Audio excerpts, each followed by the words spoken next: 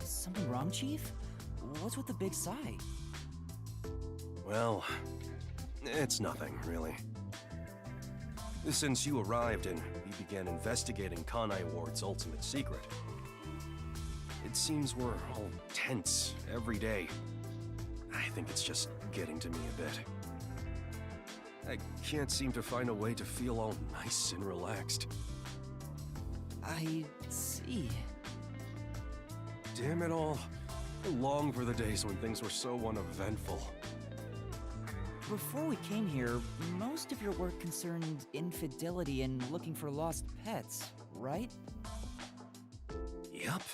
I used to just stare out the window and check whether the occasional client's spouse was cheating or not. I'd tail the target, and sure enough, they'd be cheating. Then the missus would end up crying when I reported back. It was the same old story every day.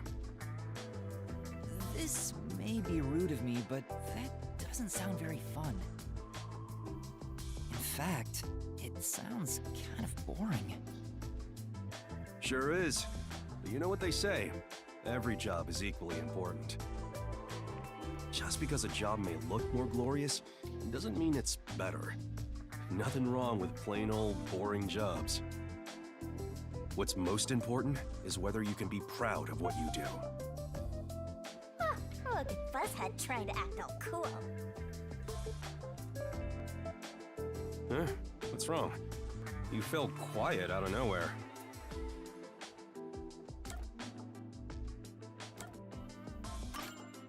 I just wasn't expecting that kind of stuff from you. I'm a bit moved. Not expecting? What's your image of me anyway? Sorry. But really, I'm impressed. You're right. All jobs are equally important. I'll make sure I keep that in mind. Yeah, you do that. When you hang around master detectives a lot, you start to think you belong to a special class of people. It's true. I hang out with them so much that I was starting to think I was on their level. I better be more careful about this. I have a saying when it comes to my own work philosophy. Nothing beats a drink after a hard day's work. I do hear that a lot. Well, it's all bogus anyway. Any time is a good time for booze. A good drink is way better if you get to imbibe without having to work for it. What's wrong? You're quiet again. Are you amazed by my grown-up philosophy? I'm sorry, but I need to reconsider how impressed I was just now. What? I can't believe you'd say that so fast. Master, you and Yako seem to have grown closer.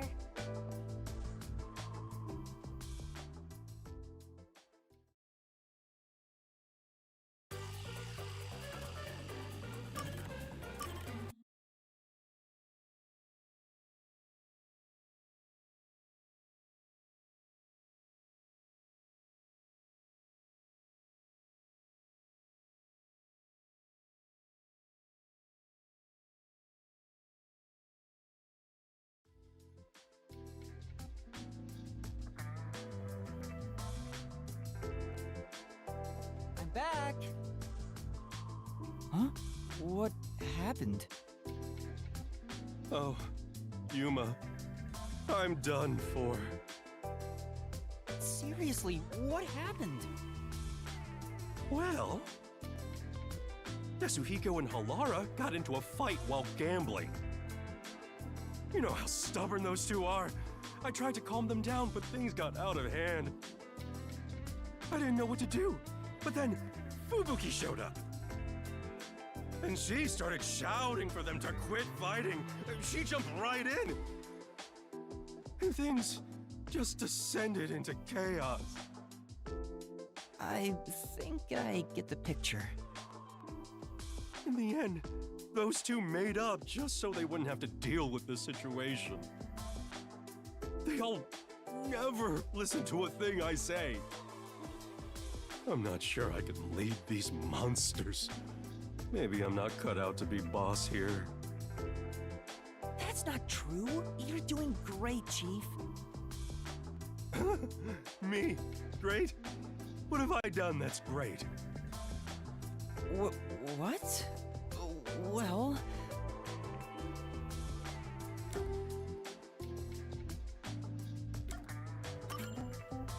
How do I put this?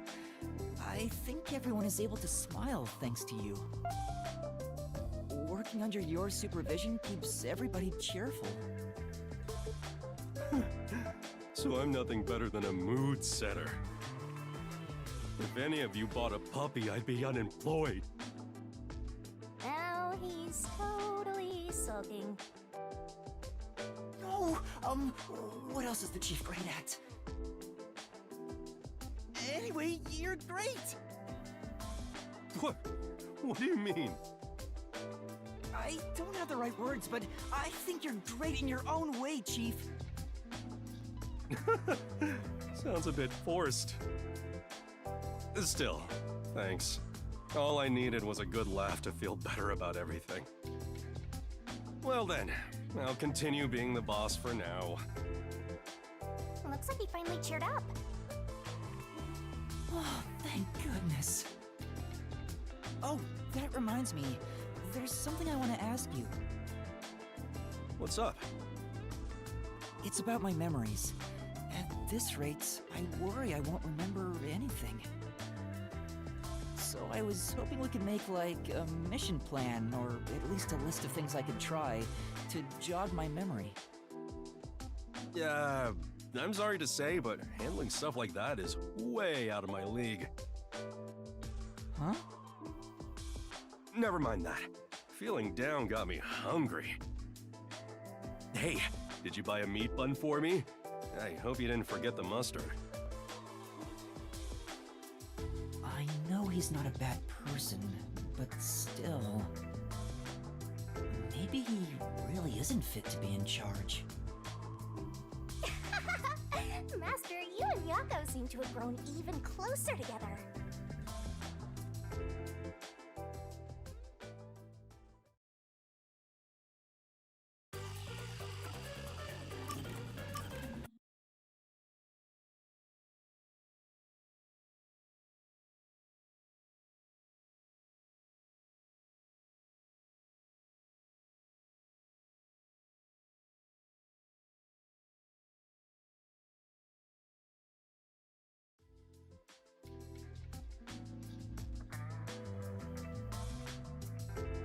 Hey, Yuma, can I ask you for a favor?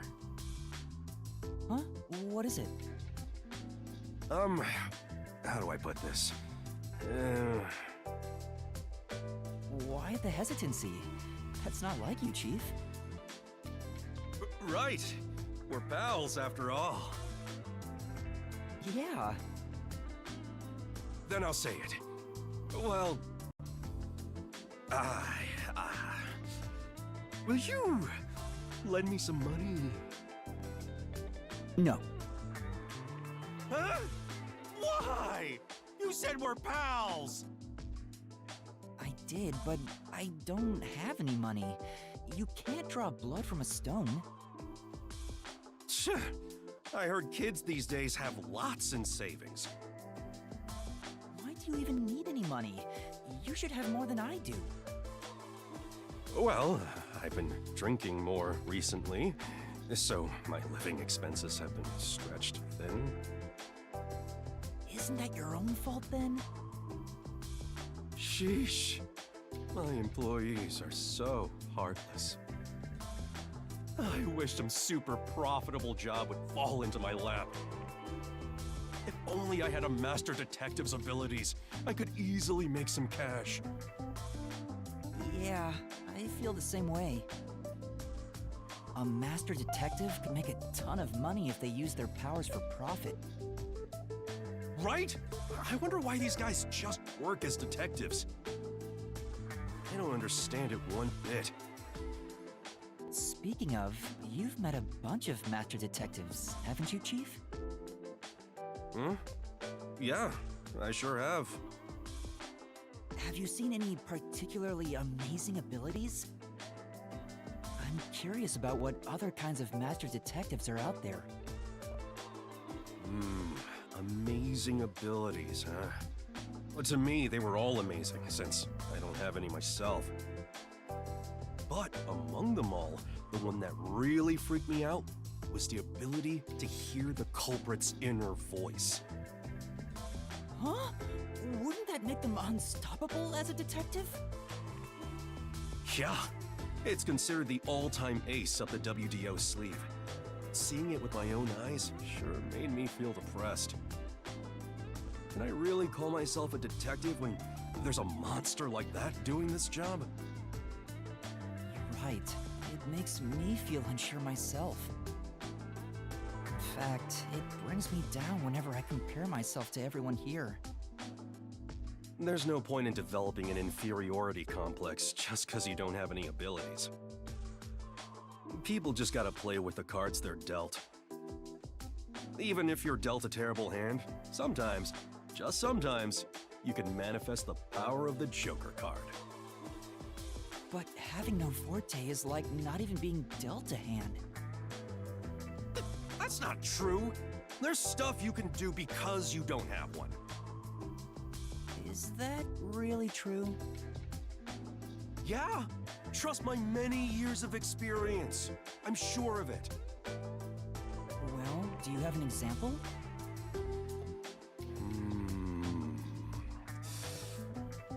I think it's better you figure it out for yourself.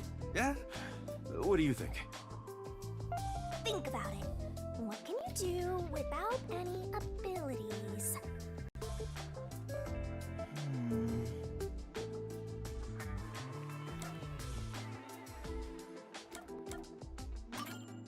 I know how regular people feel? Yeah, that's it. Although, if you had the ability to read minds, you could understand people's feelings and use it for information. But you'd never be able to join them among the have-nots. To be the same as the vast majority of people is a powerful tool for a detective. That's why there's no need to feel down, even if you don't have any special powers. Right, I'll keep that in mind. Chief, sometimes you say some really profound things. Sometimes? What's that supposed to mean?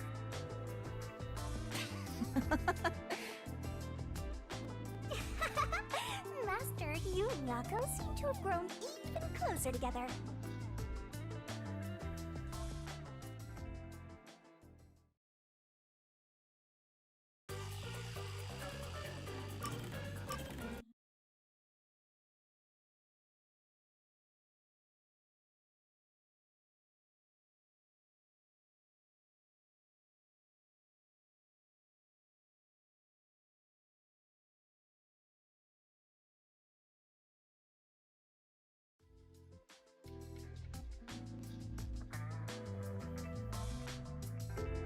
I guess you could say that.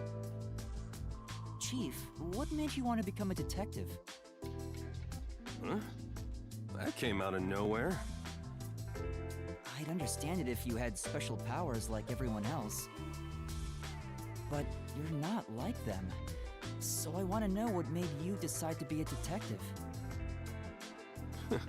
I see. Well, you could say something encouraged me, but it's not very interesting. As a kid, I was basically Watson. Like a detective's assistant? Back in high school, I worked as a part-timer at a small detective agency. But obviously, I never got to do any exciting stuff like investigate murders. All I did was find lost pets and cheating spouses. So exactly what the Nocturnal Detective Agency was doing before we showed up. Yeah, that's right. But one time, I was involved in the real deal. I took part in an investigation of a murder case. Though I was a kid at the time, so I couldn't do much. The detective there was just some slovenly old guy, but He solved that case like Holmes would have. I sure looked up to him after that. So that's why he strove to become a detective. If I didn't have an admiration for detectives, or if I had never taken that part-time job at the agency, I wouldn't have become one. Chief looks kinda sad.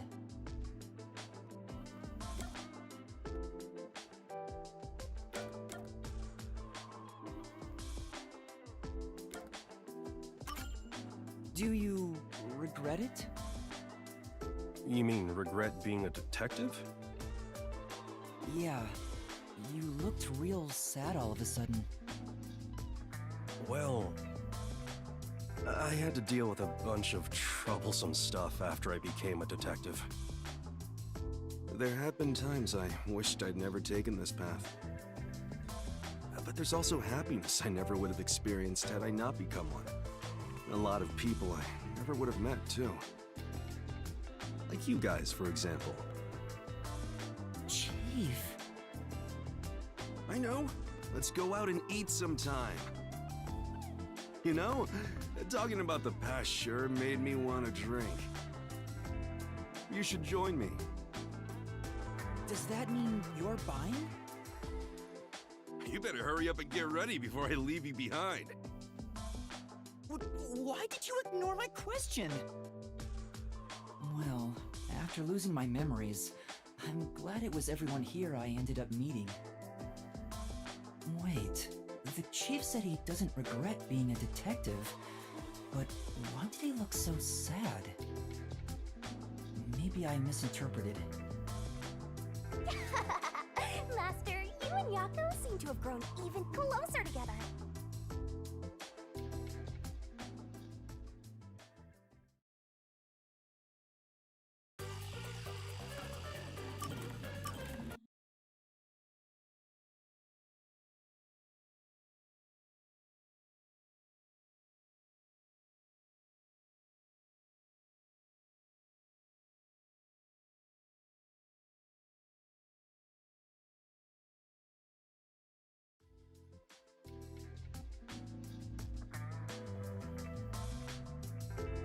Jeez.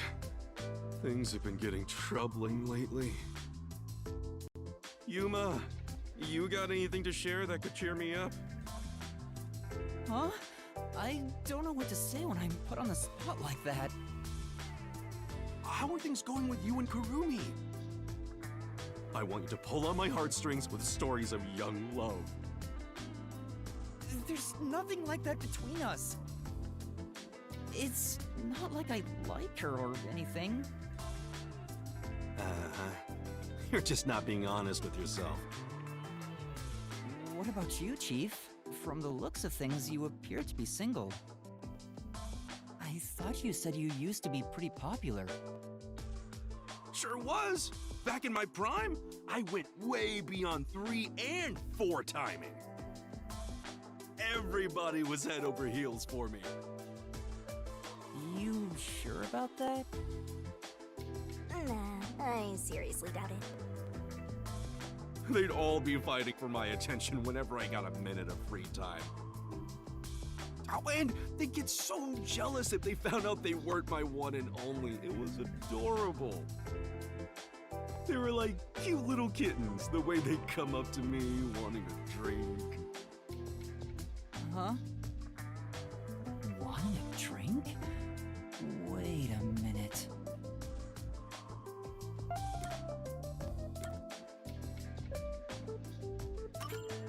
Are you talking about pets? Huh? Pets? Like dogs and cats? Well, I did say they were like kittens. Yeah, he's got me there. I'm sure the chief is actually talking about... You're referring to a hostess club. The women all worked there, didn't they? What? No! You admitted they were all asking you for drinks. Crap! Chief, you don't need to put on airs like that. You're not a kid anymore. I'm sorry. The truth is, I wasn't popular at all. Why would you lie about that? Well, Yuma, just remember one thing. Huh? What? I'm speaking here as a man with much more life experience, not as your chief. If you fall in love with a woman, you have to protect her, no matter what. That, and that alone, is why men are made to be men. Huh? Sure.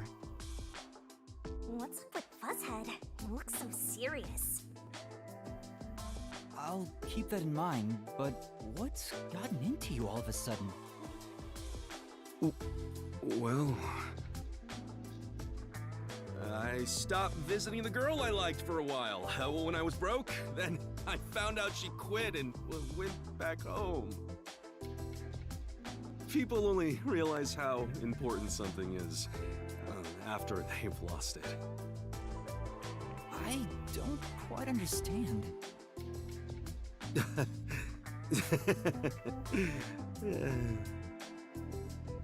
I can't tell if he's being serious or not.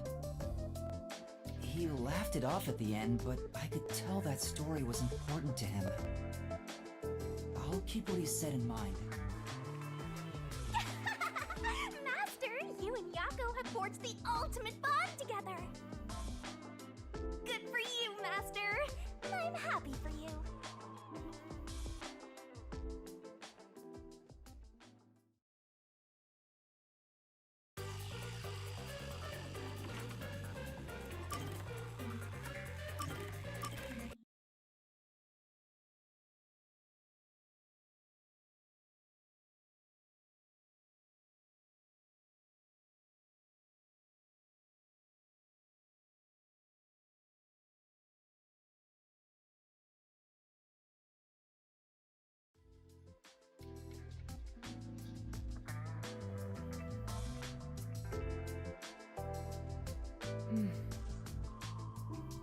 Oh no, I got careless and ended up alone with Halara. I guess I should be the one to start the conversation. I'm the rookie, after all. But what do I say? Do you feel awkward? Huh? It's natural to strike up a conversation when two people are together. Such is the mundane way of the masses. You're overtaxing your tiny brain to do so, aren't you? Well, sort of. Then how about you and I have a wager? But I thought the chief said no more gambling. The boss said it's forbidden, so you won't do it. You think I can be swayed by that sort of logic? Besides, gambling can nurture skills that every detective needs. I believe it will be to your benefit. And what sort of skills are you talking about? Instead of always asking for answers, why not figure it out for yourself for once? Yeah, think! A skill needed by detectives, which can be trained by gambling.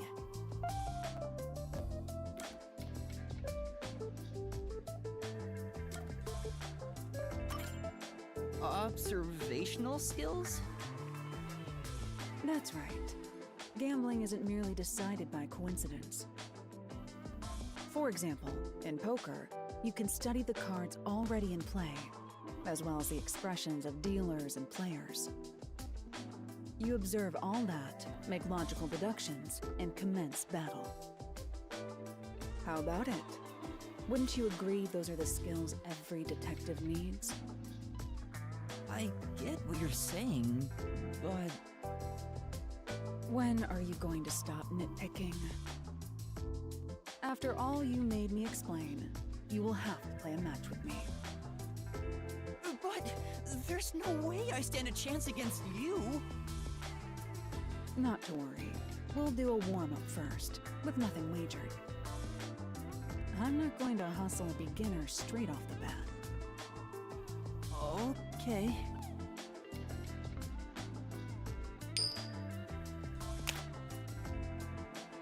Yes!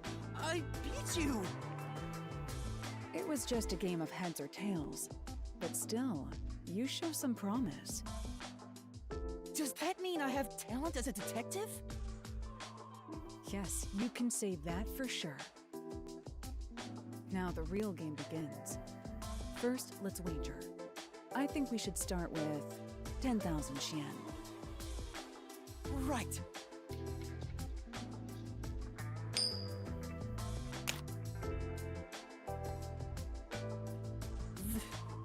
This isn't how it was supposed to go. Don't be foolish. I lost the warm-up so you'd feel that rush, and mistake your own skill level. It's rather obvious I did it on purpose. I let you get carried away and made you take a gamble against me. That's terrible! Aw, he got completely hustled. You picked the wrong detective to mess with. I think that was a rather good learning experience. It's crucial for detectives to doubt other people's intentions, no matter the circumstances.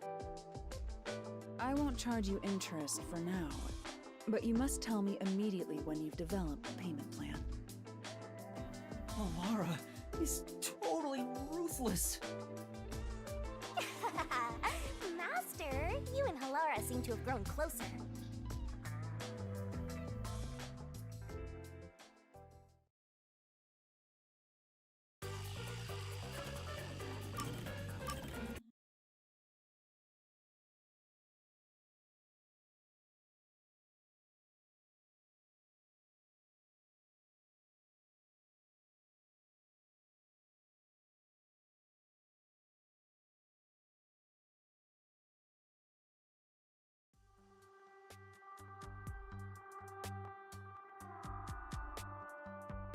You got some nerve stopping me.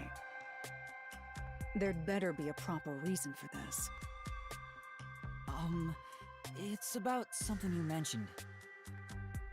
You developed post-cognition just 3 days after joining the World Detective Organization. Yes, but I still had the gift of psychometry before I joined the WDO. What made you want to ask about it? I can't help thinking about it. Do I really lack a forte? You have that coalescence ability. That's not exactly my ability. It's different, sorta. Anyway, I refuse to believe I don't have a real forte. So you want to find out if you do? Yes, that's right. I figured you'd be the most knowledgeable about fortes here. If I have any sort of ability, you may be able to help me remember it. That's no good. There you go again, depending on others. Very well. That'll be 100,000 Xian. 100,000? I figured Halara wouldn't do it for free, but it's worth it if it helps me remember my abilities. All right. I'm a bit short at the moment, but I'll pay you back one day. Good. It's a deal. I will provide you useful information as long as time permits. Now, let's start with the prerequisites. Master detective abilities are often linked with original talents and dispositions. That is typically the case. Linked with original talents? Take, for example, a master detective who can hear the thoughts of others.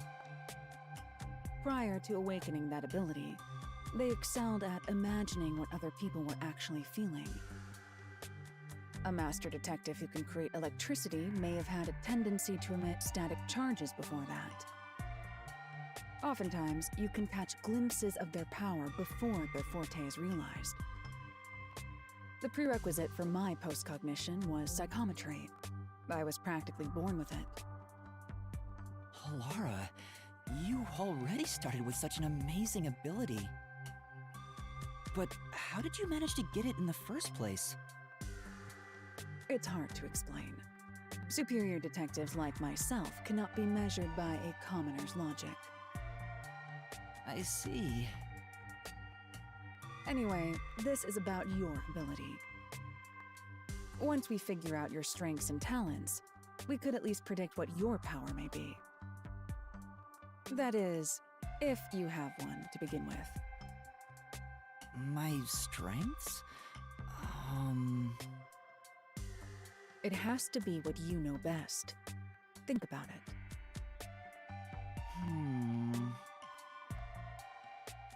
My strengths are...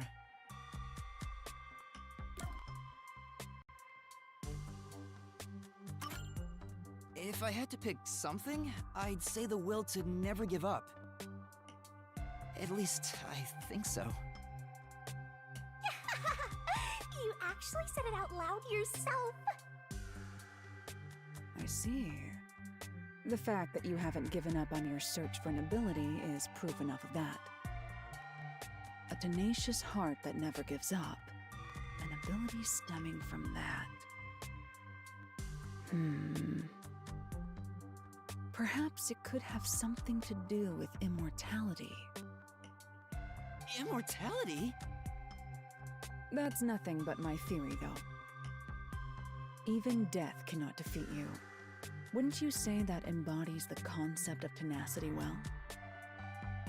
That's true, but there's no way to verify if I am or not. Incorrect. You just need to try dying once. Huh? Don't look at me like that. I was joking. It's really hard to tell. Well, that should do it. Time's up. I'll excuse myself here. Don't forget, you owe me 100,000 Shien. Oh, wait! Alara's gone. I'm beginning to worry more about my debt than if I can remember my ability. Master, you and Alara seem to have grown even closer.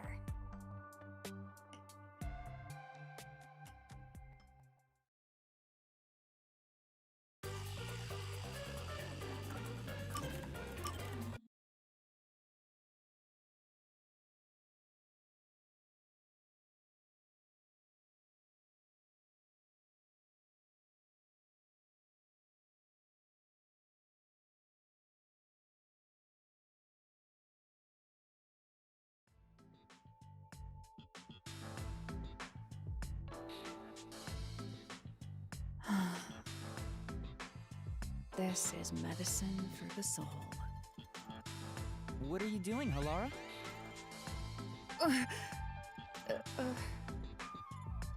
I could ask you the same thing. The chief asked me to do some shopping. I just happened to see you, Halara. Why are you staring at cat pictures in the dark? You were watching? Wow, you really were looking at cat photos. That was a bluff? You of all people? No. But I have seen you looking at cat photos before. Do you own a cat or something? No, this is just a photo of a cute cat. I find it calming, so I carry it with me. Oh, really? What? You look like you have something to say. No, it's nothing like that. I'm just happy to see a human side of you. I didn't expect you to be a cat lover. That's not surprising. I know full well it doesn't fit my image, so I hide my affection for cats. I hope you understand you are not to tell anyone about this. Right, I won't. But why do you like cats so much? It's none of your concern. But you don't want me to tell anyone, right? Is that a threat? You're really threatening me? No, that's not what I meant. You've grown braver since the day I met you.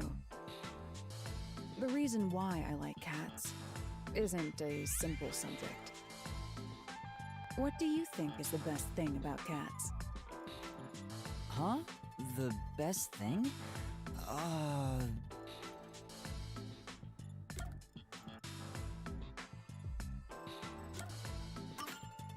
How free they are? It's true that cats are free to do as they please. Cats behave freely with elegance.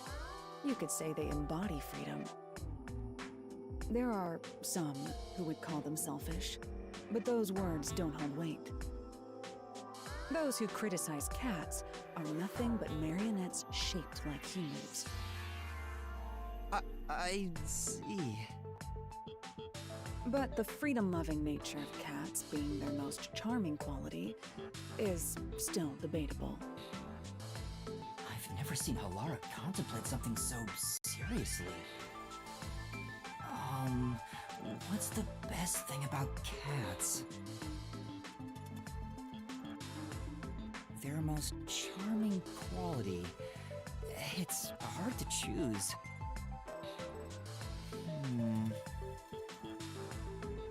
Yes, exactly.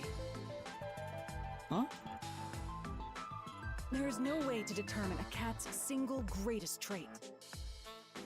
The elements that comprise cats, the information they emit, all are equally valuable. I see. Moreover, I can list every charming quality cats have and discuss them in extreme detail. Let's begin with the obvious topics. For example, their fragrance. This is bad. It's going into super obsessive territory. Maybe Halara is happy to finally talk to someone about cats, since this side is usually hidden. You need to stop this soon, otherwise it'll never end. If you like cats so much, have you ever wanted to own one yourself? That's... Huh? What's wrong? I'm allergic to cats. Oh. For some reason, whenever I touch a cat, my skin becomes itchy. I've tried several times and it always happens. Jeez. Who made me this way? I see. It's a shame Halara is allergic to cats. To think a master detective has this sort of weakness, I can't help but feel sympathetic. Master, you and Halara seem to have grown even closer.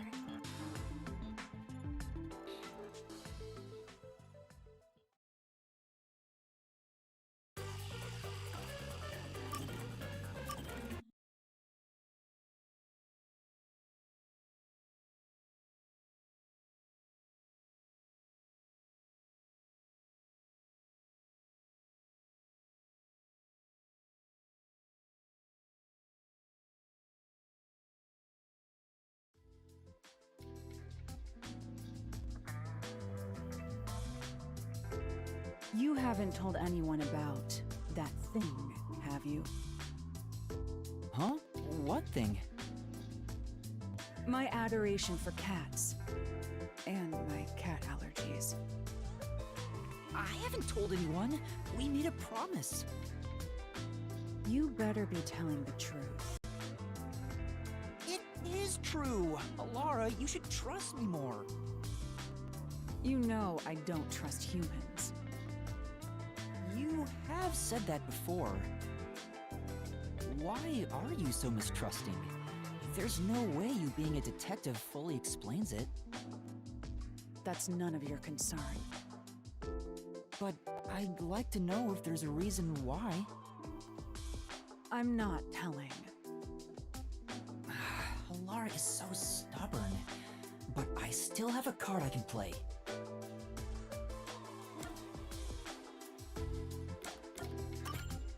But you don't want me to tell anyone about the cat thing, right? Is that a threat? I'm joking. I want to know as much as I can about my coworkers here at the agency. But I'm not going to force you to say something if you don't want to. Fine. As long as you continue keeping quiet about the cats, I will tell you. Are you sure? It's nothing interesting, mind you. When I was young, I didn't suspect others like I do today. You could say I was pure and innocent. I never doubted what people told me. Whenever someone lied, I thought they had no other choice.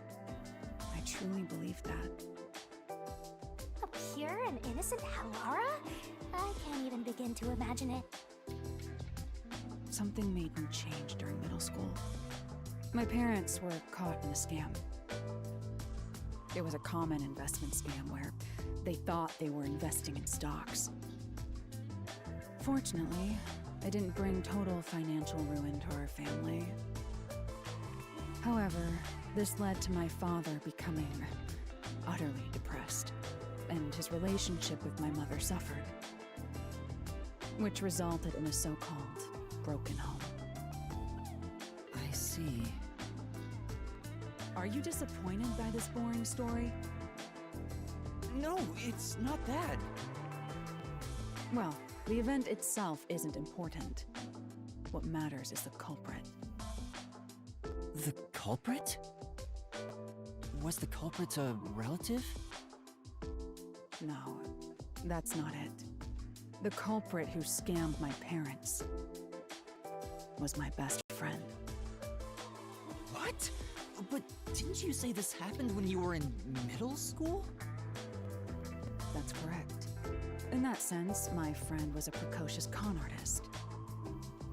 My so-called friend used clever ploys to extract information from me, then used it to scam my parents.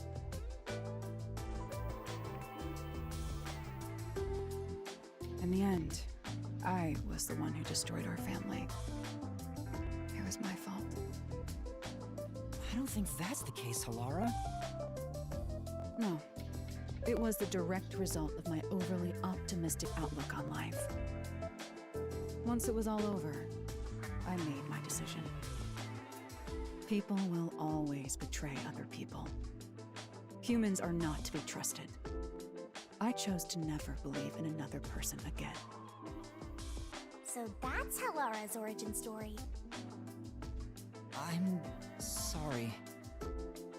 I didn't realize it'd be this serious.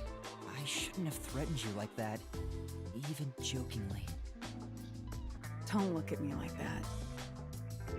It may be a bitter memory, but learning what I value as a detective at such an early age was for my own good. We can't expect innate goodness from those we interact with daily. That is simply impossible. Because of that experience, I'm unfazed when I see one person betraying another. Halara is shrugging it off like some joke. That profile, that face seems to feel nothing. But I think there's melancholy and sorrow in that expression. Master, you and Halara seem to have grown even closer.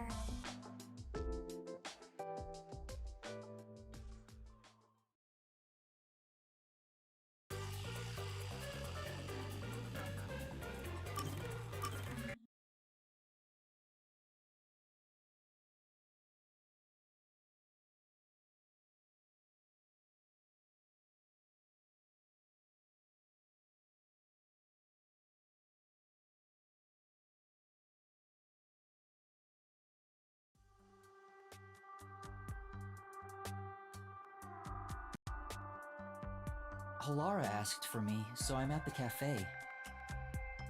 Halara? Did you want something from me? Do you really have to ask? It's about your debt, obviously. Well, how do you plan on paying me back?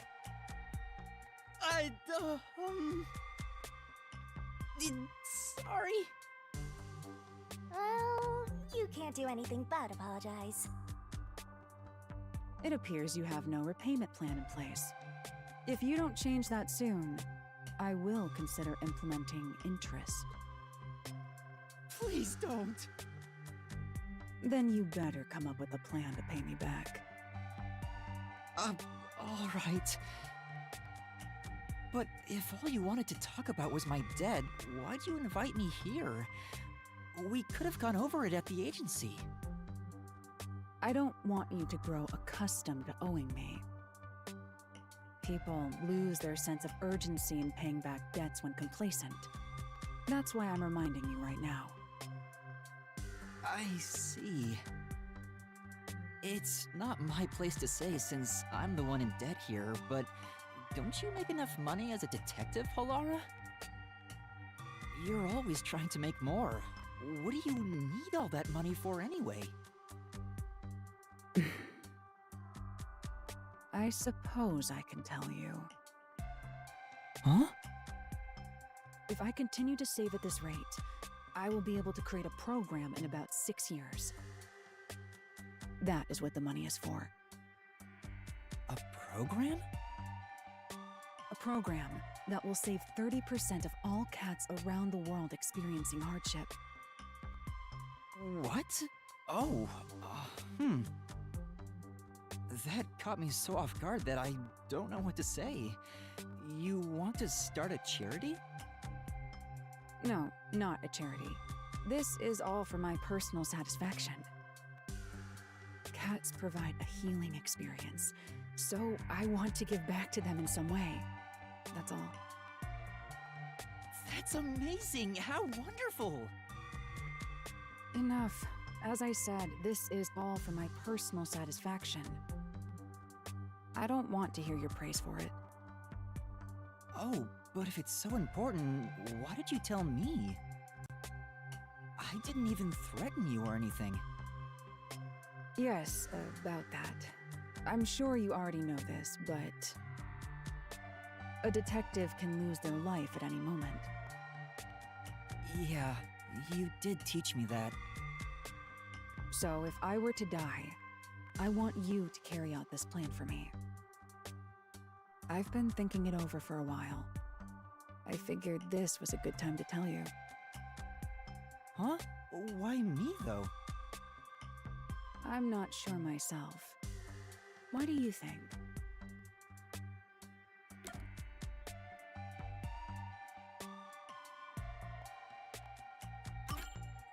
Because I like cats like you do? Don't get ahead of yourself. Huh? What do you mean? It is true you are a cat lover, but it's quite obvious I am on an entirely different level. I'd appreciate it if you'd never call yourself a cat lover in front of me again. You're so strict about this. Well, guess I was wrong. Then in that case... Could it be that it's because you trust me? I hope I'm not assuming too much there. Incorrect. No matter who it is, I will not trust any human. So it is not accurate to say I trust you. I see. However, I wouldn't mind being betrayed by you. Or rather, I would accept a betrayal at your hands. Huh? Isn't that practically the same as trusting me? In my mind, it's entirely different. I don't trust you. Okay.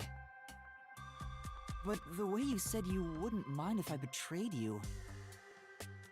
That makes me way happier than if you just said you trusted me. Anyway, we were discussing something else. You will pay your debt to me in full. Yeah, I know.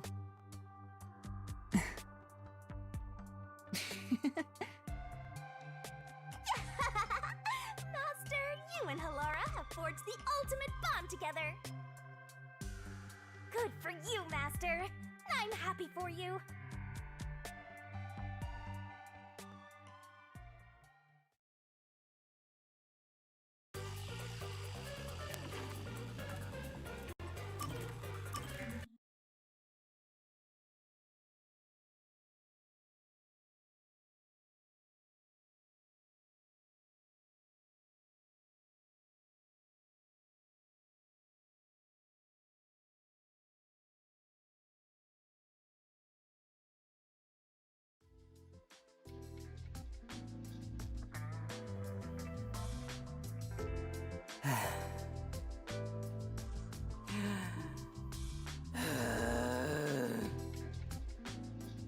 Such an over-exaggerated sigh.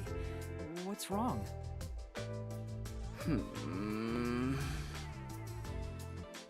Jeez.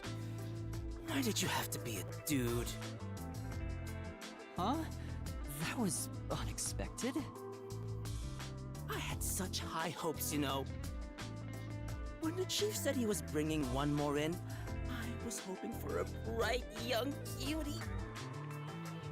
And as she saw my incredible heroic feats, little by little, we'd fall in love. It'd blossom into a secret inter-office romance. Oh, nice and sexy. But instead, the chief brought in some dirty kid with amnesia. All my high hopes were for nothing. You're pretty much a little kid yourself. Tetsuhiko, you have no one to blame but yourself for that. What? As a dude, anyone would have some hope. That's how dudes are. It's as common as not washing your hands after using the bathroom. But I wash my hands. Ugh. I hate this. You toyed with my innocent heart. Huh? Wait, you're seriously sulking about this? Why would I not be serious about this? I'm dead serious in my sulking. This is a bit much. I thought he was half joking. I didn't think he was completely serious. He'll be a pain in the ass if he keeps on like this. Maybe you should do something to cheer him up. But what should I do?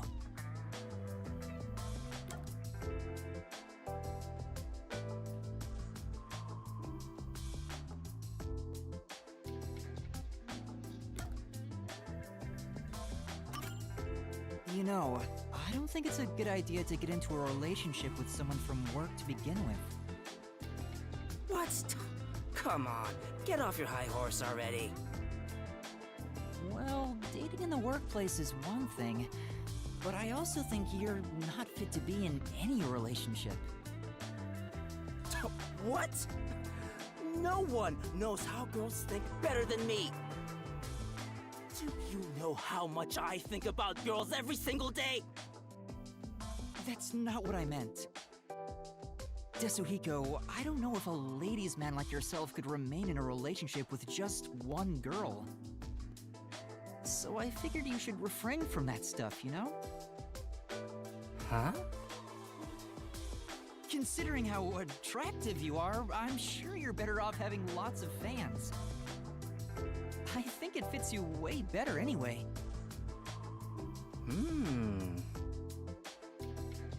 Did it work? Did it work? Yeah, I see. Now that you mention it, maybe you're right. I'm not that kind of guy, but I totally get that you'd see me that way. You know what? You're a good kid. Hey, let me know if the others pick on you. I'll come to your rescue. Sure, thanks. I guess we sorted that out. But I wonder if I can really get along with him. Master, you and Tetsuhiko seem to have grown closer.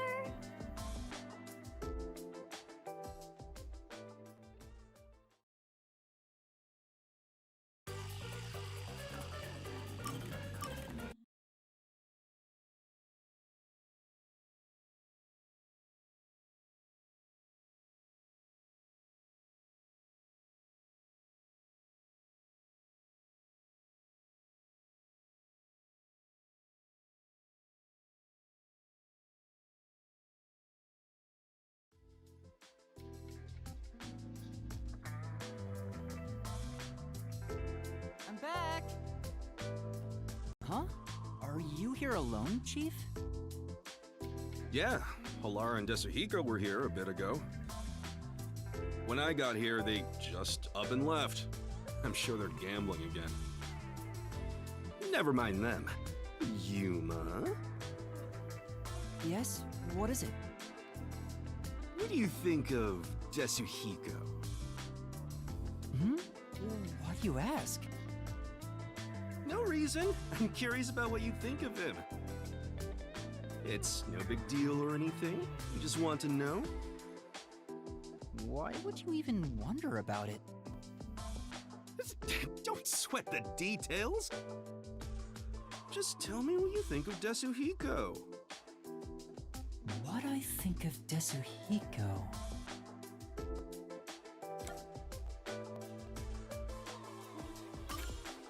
I think he's been a great mentor to me here at the agency.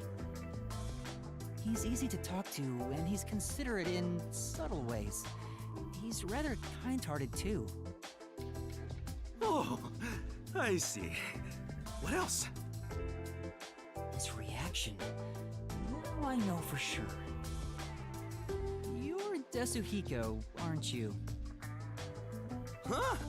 You knew? That's no fun at all. I knew it.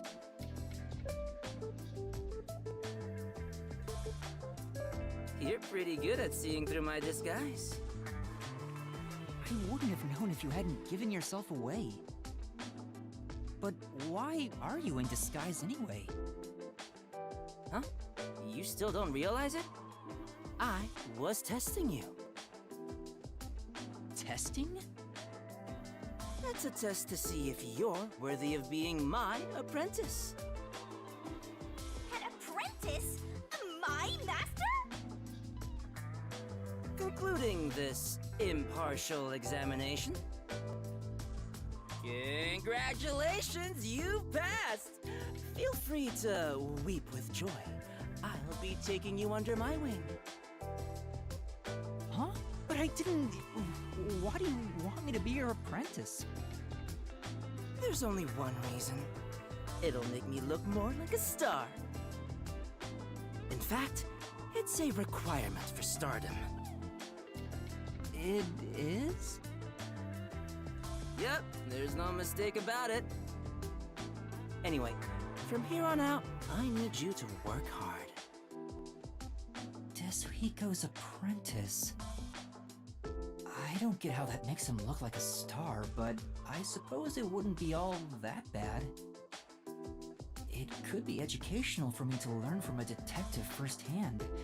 It might even help me remember my powers. You actually want to do this? Alright, I don't mind being your apprentice, Tetsuhiko. It'll help me learn how to be a detective too. Huh? You thought I meant it as a detective thing? Huh? What are you talking about? I was gonna train you to become a star. Not the ABCs of being a detective, but how to ooze charisma and charm. Stuff like that. Give it 6 months. With my training, you'll shine half as bright as me.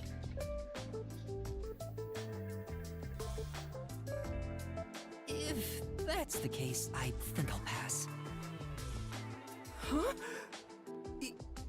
You sure? You'll never get another chance like this. Yeah, but I think it's too good for me. Really?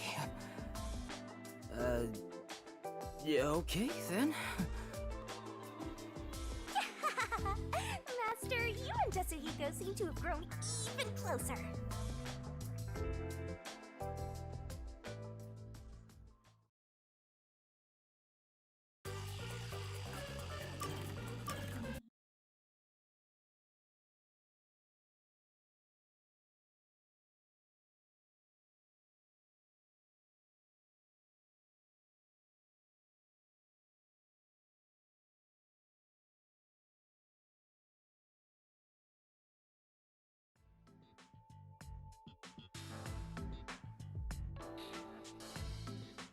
Tetsuhiko took me to a rooftop. Being so high up feels fantastic! Makes you feel alive. So, why'd you call me up here? But didn't I tell you why? No, you told me to shut up and follow along. Sorry about that. I totally forgot. I love the view from here, so I wanted to share it with you, my man. The view? Well, I guess it's not so bad, but it isn't exactly exciting either. Yeah, it's not the best view in the world or anything.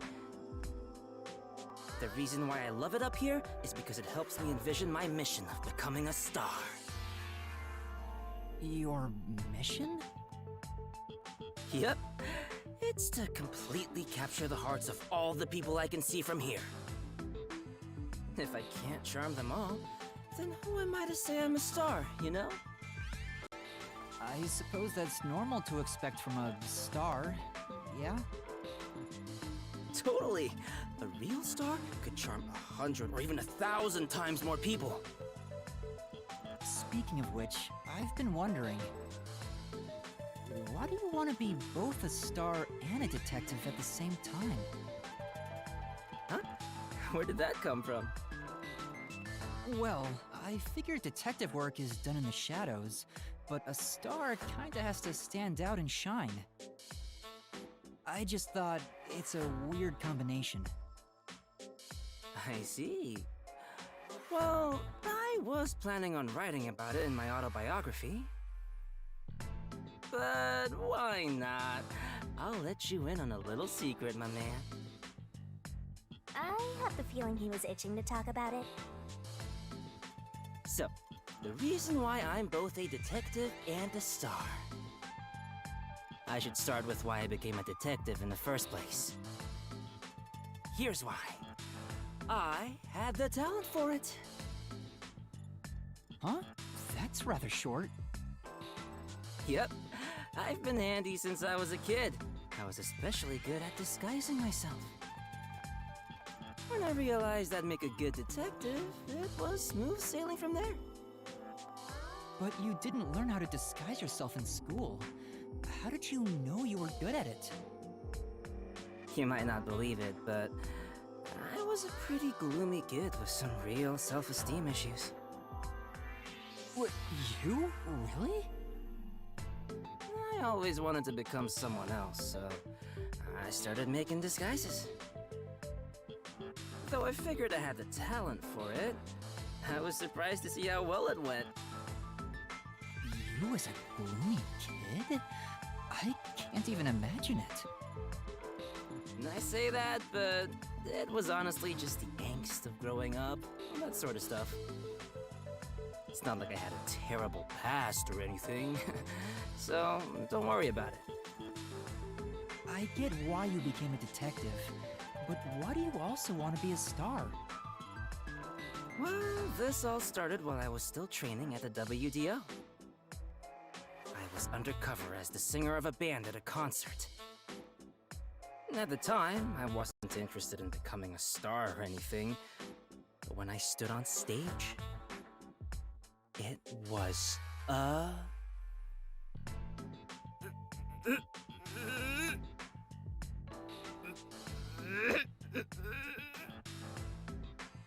Huh?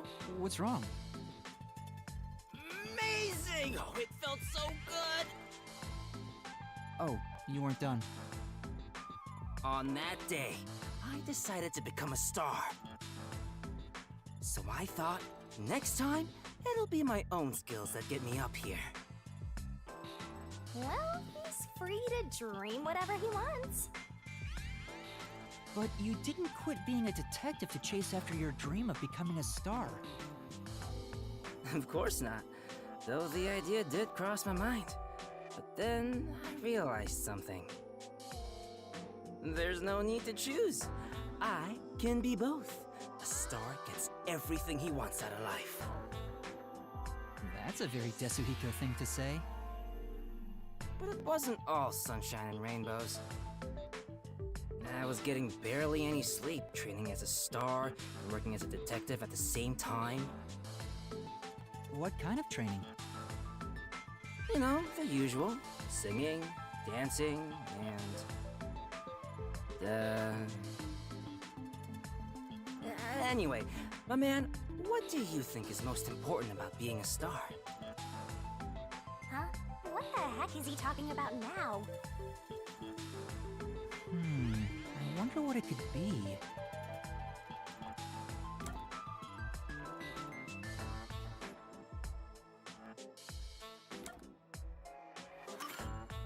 Maybe a winning smile? It's true that a star smile is a great weapon. As a matter of fact, my smile is destructively charming. Right.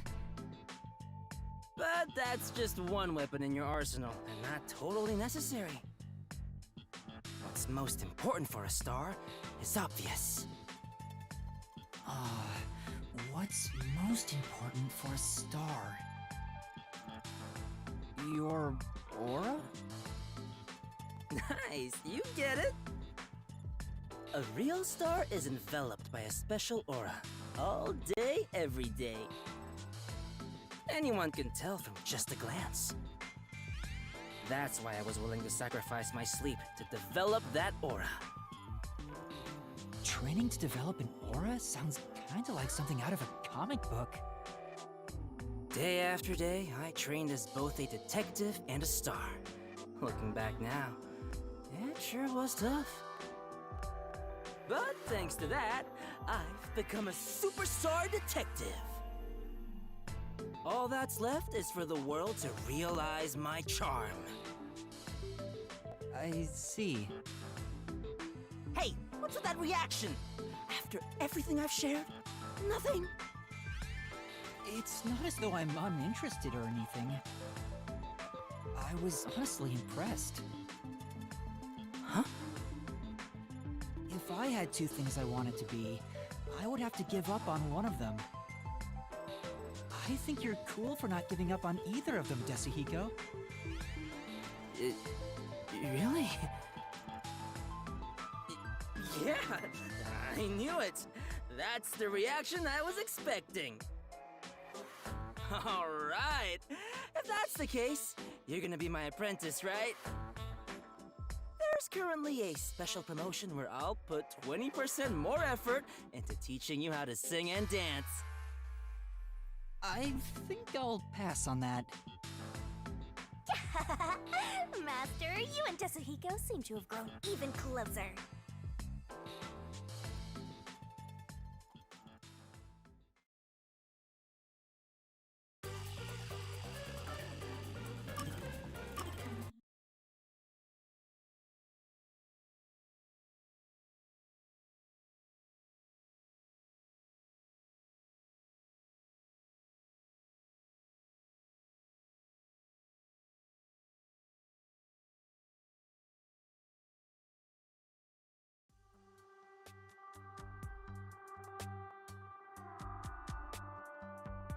Boy, I'm stuffed.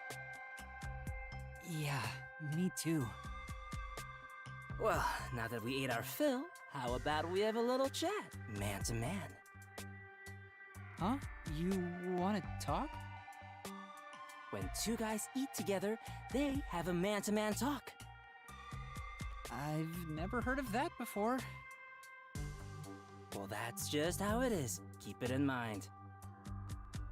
How are things going between you and Kurumi? There's nothing between us.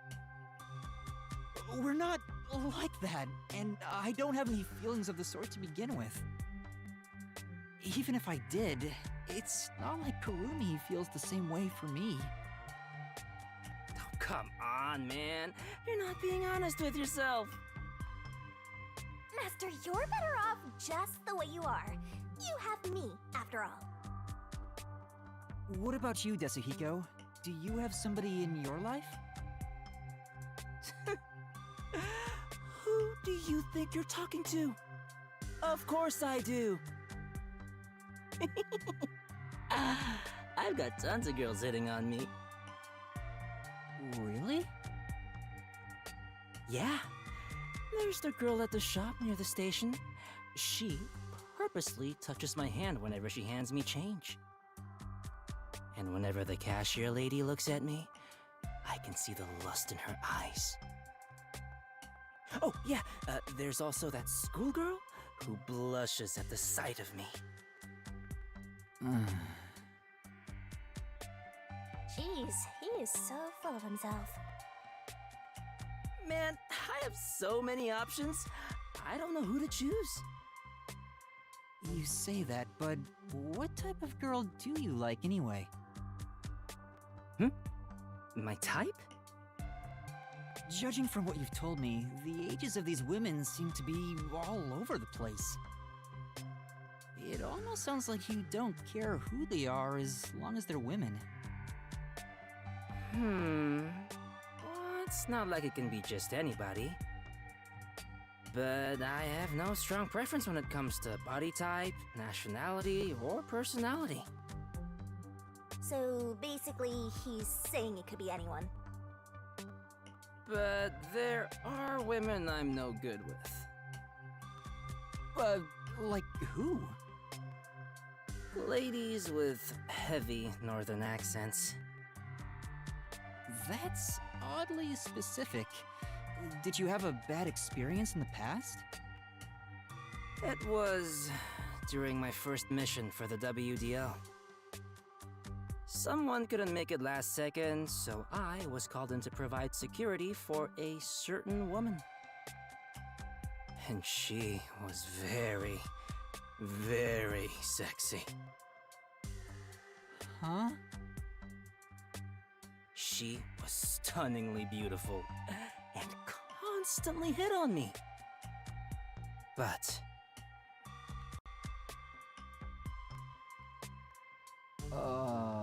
he suddenly went quiet. She was so sexy, but what? What could it be?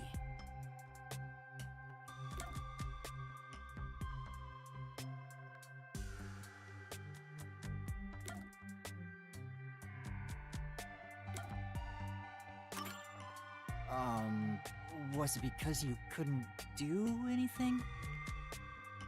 yeah, she was super sexy and super beautiful. She was coming on to me, but I couldn't do anything. I was so nervous I completely froze up. A mistake of youth, but one I'll never make again. That whole experience was pretty traumatic for me, so now I'm no good with women who have a northern accent. I see. This goes without saying, but you better not tell anyone.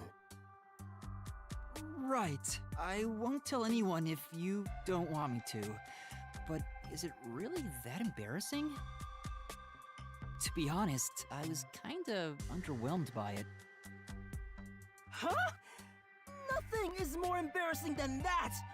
What kind of store doesn't take that opportunity? Ugh! If I could go back in time, I'd perform an aerial double slap combo on my past self! Oh, okay. But why did you tell me something so important? Because you're my man. That means I don't hide secrets from you. It's a rule of mine. Master, he's like a puppy eager to please. Gotcha. I promise I won't tell anyone. Then it's a promise, my man. I don't think there's anything embarrassing about Desuhiko's story. But I'm happy he shared something about himself that he's ashamed of. Master, you and Desuhiko seem to have grown even closer.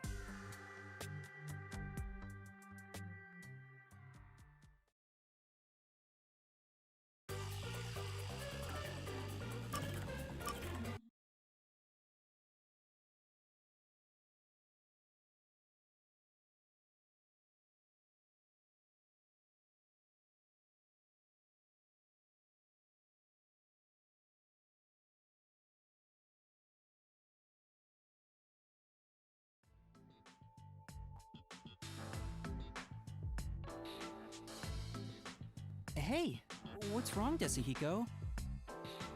You called me over, said you wanted to talk? Yeah, about that. Anyway, isn't it so nice to be up here?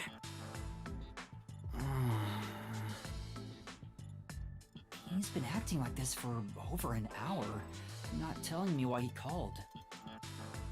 Is it something you have trouble talking about? I don't know if you want to ask me a favor or something else, but you'll have to talk about it first. Sorry, you're right. I'm just a bit afraid is all. We're busy here, so hurry it up.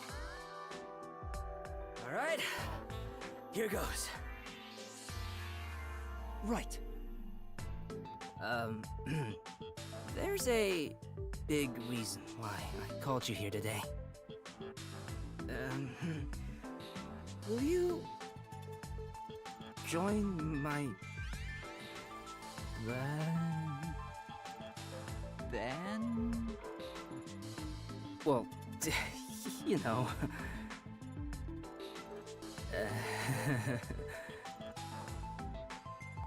Oh, this is too embarrassing. I can't say it. But man, you should know what I'm trying to get at. Huh? You sound crazy. I have to do something or this won't end. What is he trying to say? Then... what? You wanna say band? Yeah. How about we form a band? Huh? A band? Master's going to join a band? You know, stars and bands go hand in hand. I always plan on going solo, but sharing the spotlight with a buddy of mine wouldn't be such a bad thing. For the first time in my life, I finally met someone I'd want to form a band with. It's because I finally met you, my man. Desuhiko. How about it? Do you want to make a band together? Let's journey on a path towards stardom side by side. What? What'll you do, Master? What do I do? I'm happy Desuhiko invited me, but I don't know how to play any instruments. Besides, I'm not interested in joining a band or being a star. Sorry, I'm happy that you asked, but...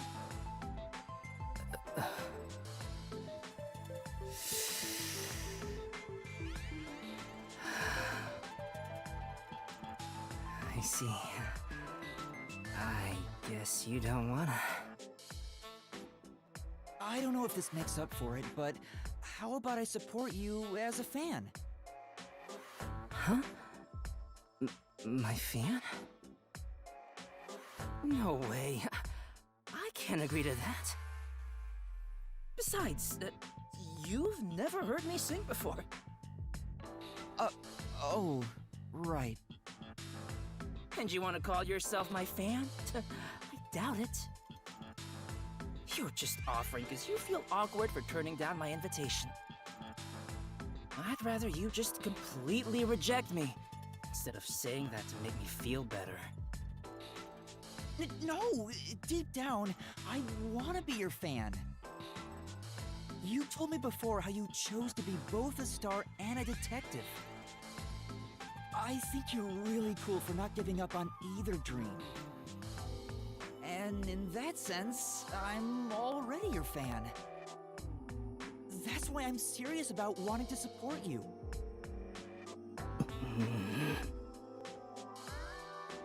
Well, if that's the case, I don't mind having you as a fan. But I still hate that you've never heard me sing. So listen to one of my songs right now. Huh? You're going to sing right here, right now? Yeah, my brand new banger, the song of my man. To be honest, it was hard to evaluate if Desuhiko's song was good or bad. I'm not sure myself because I don't know much about music. But like his personality, the song was very straightforward and heartfelt. I believe Desuhiko will be able to achieve his dream of becoming a star. I don't know why, but I think it'll come true. Master, you and Desuhiko have forged the ultimate bond together. Good for you, Master. I'm happy for you.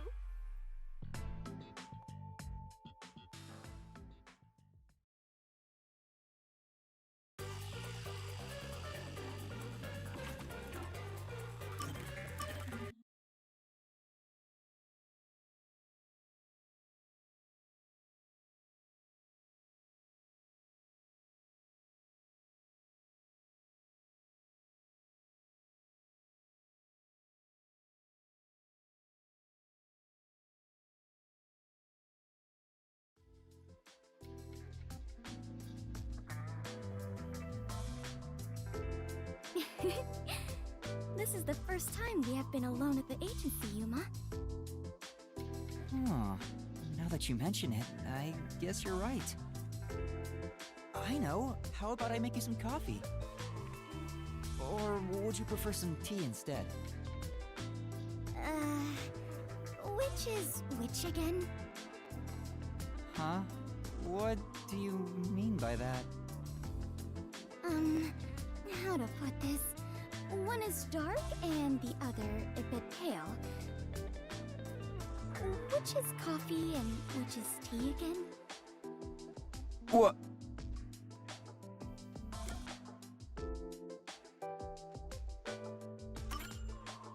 Anyway, the darker one is coffee. Oh, it is? Now that you mention it, that sounds right. However, this is quite troubling. There are far too many moments in my life where I cannot tell things apart. Just like with coffee and tea, I cannot tell the difference between an elevator and escalator, or left and right, or the day after tomorrow and the day before yesterday. I cannot differentiate many things. That sounds rough. Oh, there is more. Until recently, I thought paying reparations meant you were paying a repairman. That's a new one. She's such an airhead. I'm surprised she's managed to survive for so long. Fubuki, have your misunderstandings ever gotten you into trouble? Trouble. I suppose when all is said and done, I have managed fairly well. Oh, there was one thing. Really? If you don't mind, can you tell me about it? Yes, of course. Back when I was around 10 years old. In the neighborhood where my mansion is located, a rumor was spreading about a high school student who could fly. I hoped it was true and wished to meet him, so I went for a visit. However, he could not in truth fly, but was rather considered something called a flight risk. At this point, it sounds like a comedy skit. Oh, well, it gets worse. He was more than a mere delinquent. People considered him an extremist. Upon discovering I was the daughter of the Clockford family, he kidnapped me and barricaded us away. Barricaded? Yes, he demanded the government revise the Constitution if they wished me to be returned safely. So, what happened after that? It was quite a while back, so I cannot really remember. In the end, the laws were changed a bit, and I was released. The laws were... what? It makes sense a master detective, or rather a member of the Clockford family, would have such ridiculous stories. Being unable to tell coffee and tea apart should have been the least of my worries. Master, you and Fubuki seem to have grown closer.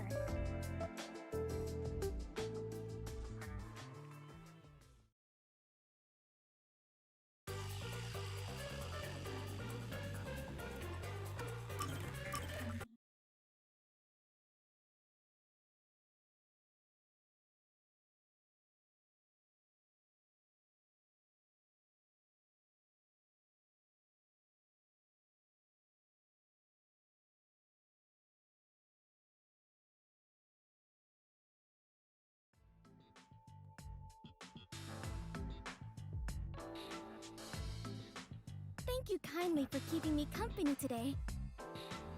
Because of you, Yuma, I have experienced takoyaki for the very first time. Oh, it's nothing. I'm surprised you wanted to try some in the first place. Oh? Why is that surprising? Could it be that my face resembles takoyaki, so you believe I am a cannibal? That's not at all what I'm saying. You don't look anything like takoyaki anyway. It's just that you grew up like a princess.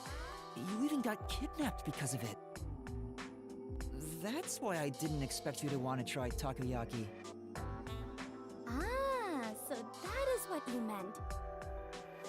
But I am not as high class as you might think. My daily life is rather ordinary. I sincerely doubt it. Is that so? It truly felt plain to my eyes. Well then, can I ask you a few questions? It helped me get an idea of what it was like for you growing up. Very well, if that is what is required to satisfy you. You can ask me anything, including my measurements or the password to my bank account.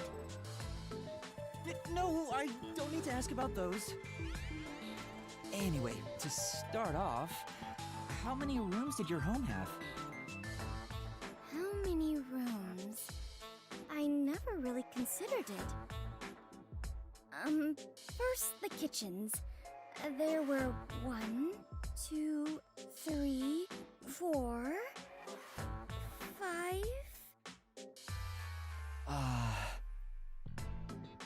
I am beginning to grow confused.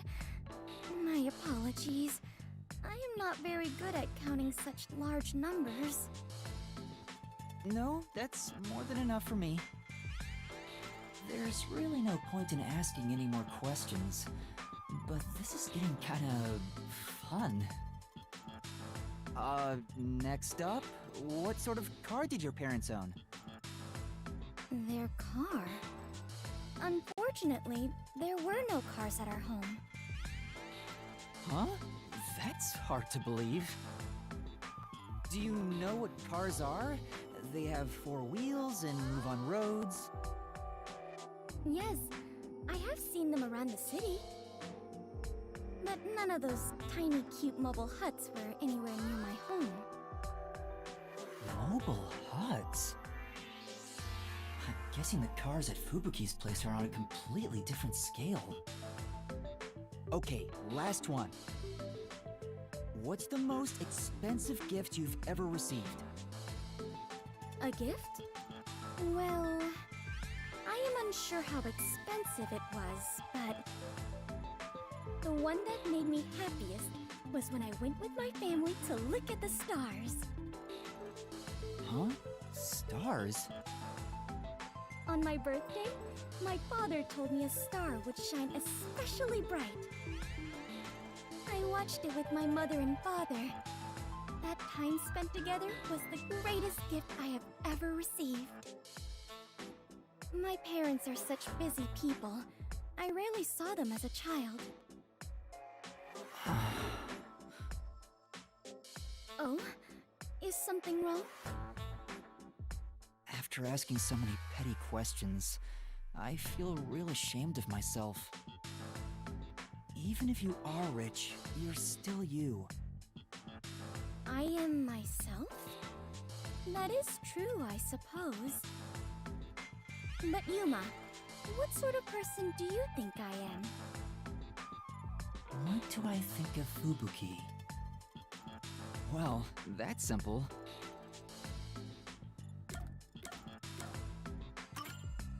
You're honest. You may be rich and ditzy, among other things. But the foundation of who you are is your honesty. Well, I am not sure I would say I am honest myself, but it makes me happy to hear you say it. You're honest. Otherwise, you wouldn't have said the time spent stargazing with your parents was your favorite gift. Oh, that reminds me. After we looked at the star, my father purchased it for me. Huh? I am unsure how expensive that may have been, but I am certain that is the biggest gift I have ever received.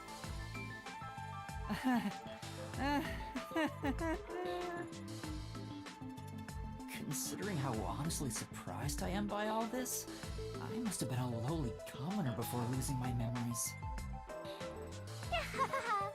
Master, you and Fubuki seem to have grown even closer.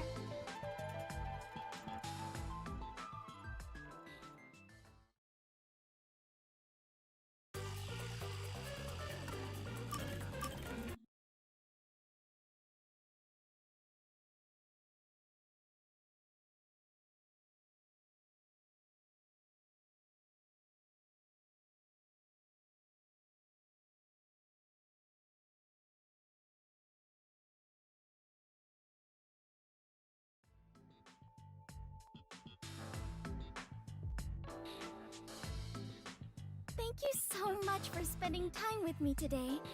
That was a splendid adventure. That's a little much. We were just out for a walk. Nonsense.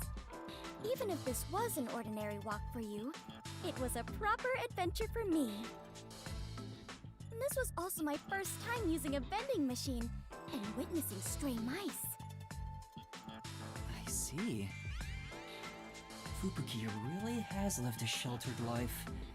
Even everyday things are exciting for her. I wonder if all her so-called adventures are like this. Fubuki, you said you're an adventure detective, right? What kind of adventures have you gone on? Do you mean what they were like? Yeah. Would you mind sharing any that left a strong impression on you? Well, the major one was the first time I explored what is known as a supermarket.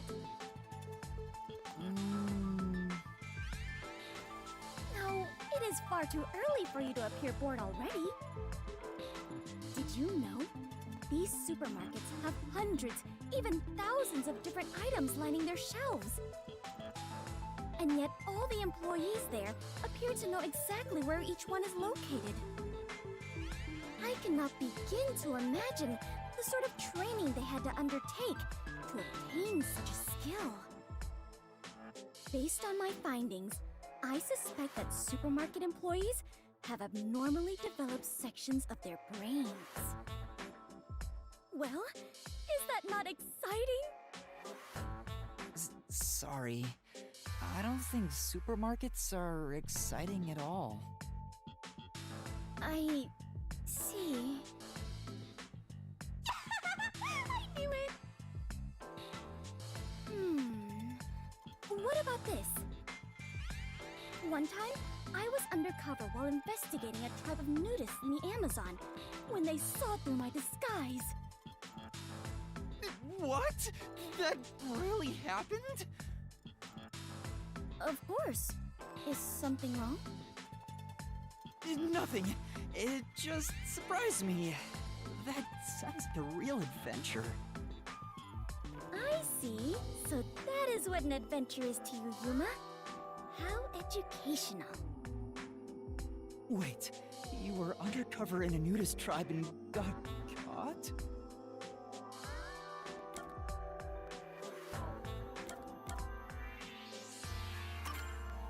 Were you alright? Were you in any danger? I was fine. The nudists were kind-hearted. Even though they caught me, they treated me very well. And they said that even if I was investigating them, displaying our naked bodies to one another meant we were all family. Naked bodies? How nice of them. Fubuki really thinks a trip to the supermarket and visiting a naked tribe in the Amazon are on the same level. Everything about her makes zero sense to me. Master, you and Fubuki seem to have grown even closer!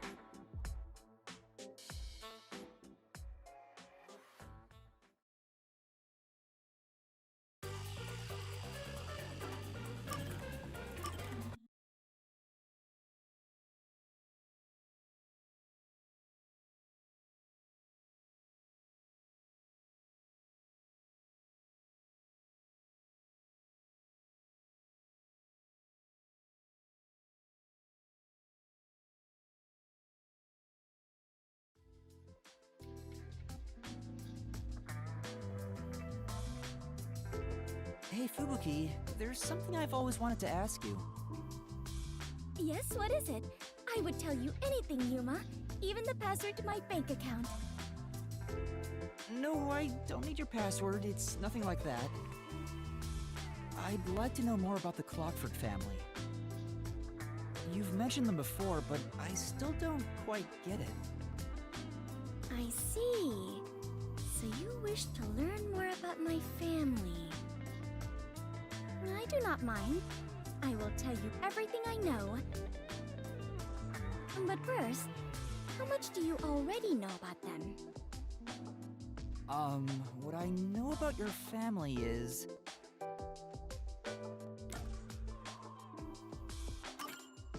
they're in charge of keeping the world standard for time.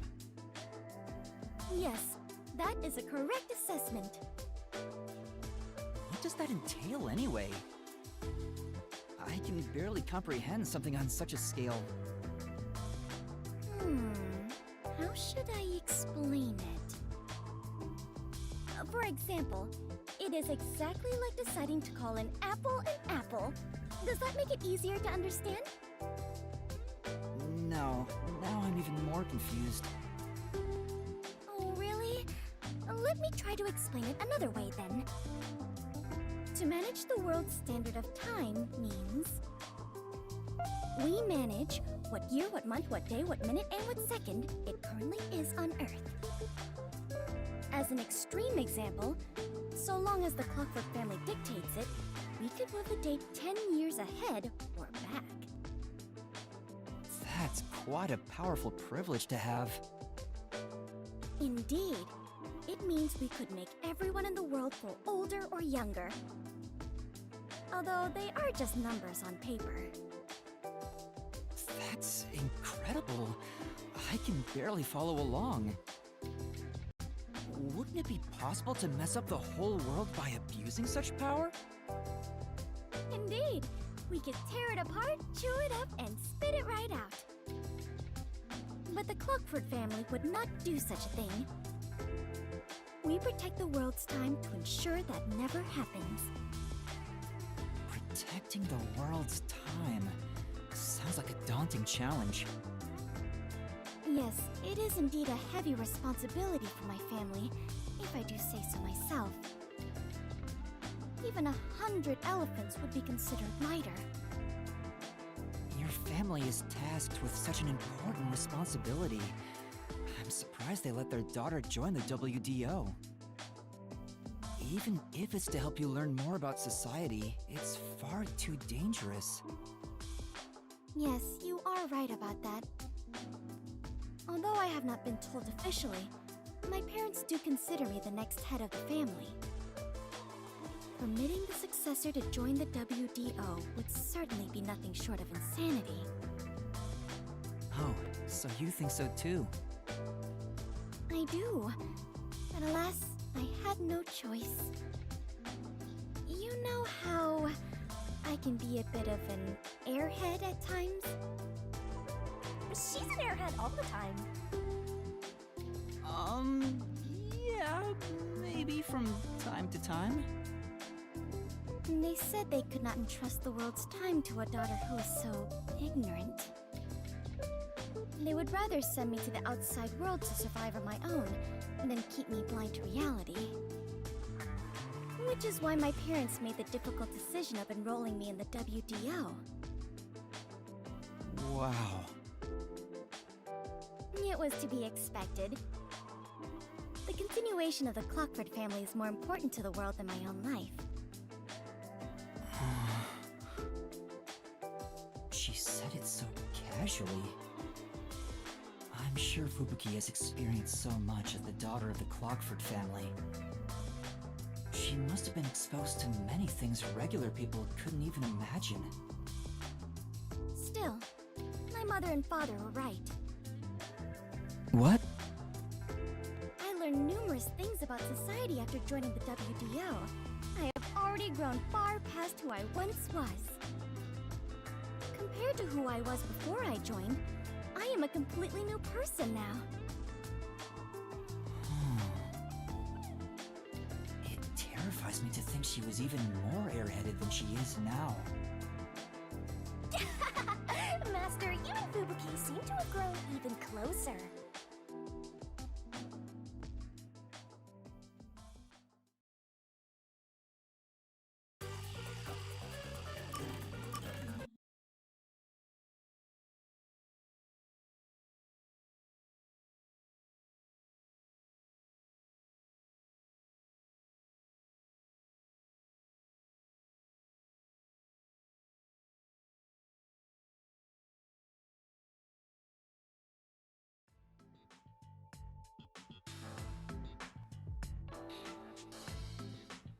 I am sorry to have called you here, Yuma. It's okay. What's wrong? You said you wanted to talk. Well, about that, perhaps, maybe... Yuma, I believe I may be in love with you, romantically. Huh?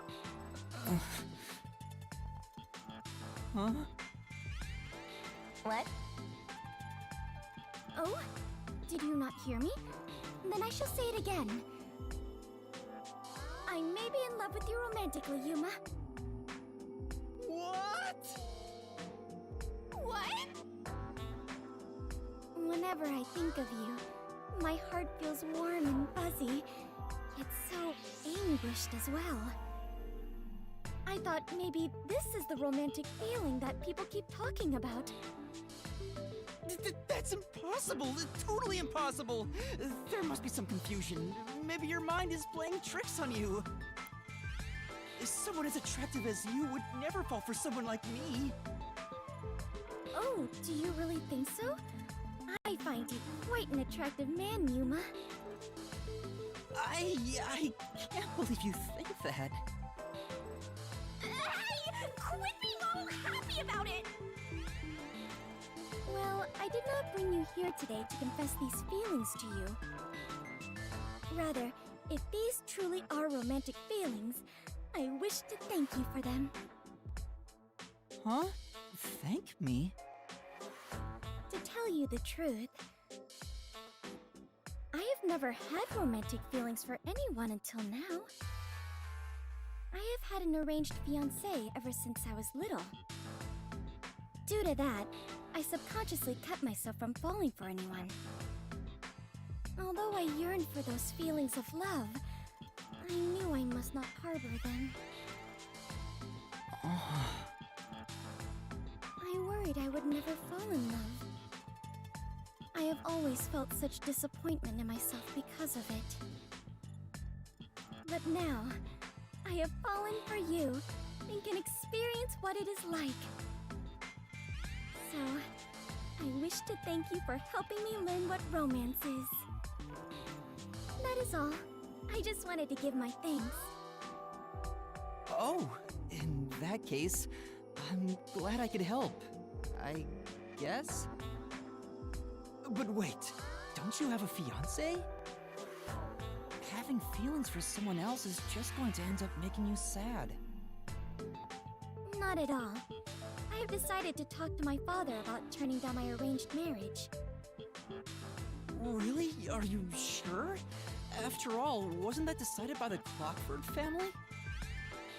Of course, it is vital to defend our family traditions and to obey my parents. All my life, I have lived with that as my highest priority. But now, I have decided to forge my own future.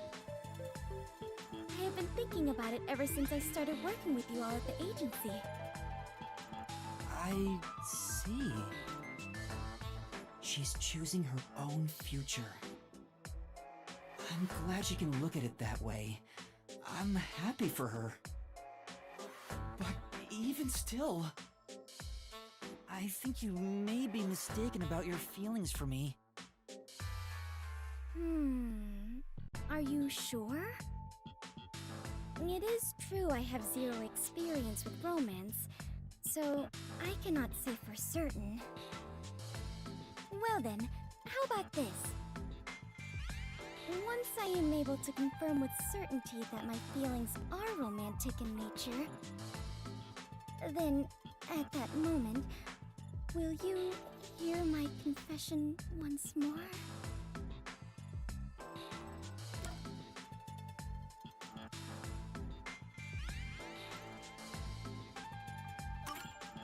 Well, if you really do have romantic feelings for me, then sure. Thank you very much. Please, consider your response for when I next confess my love for you. Would that mean I become the heir to the Clockford legacy? No way, it has to be a misunderstanding. It has to be, right? Master, you and Fubuki have forged the ultimate bond together. Good for you, Master. I'm happy for you.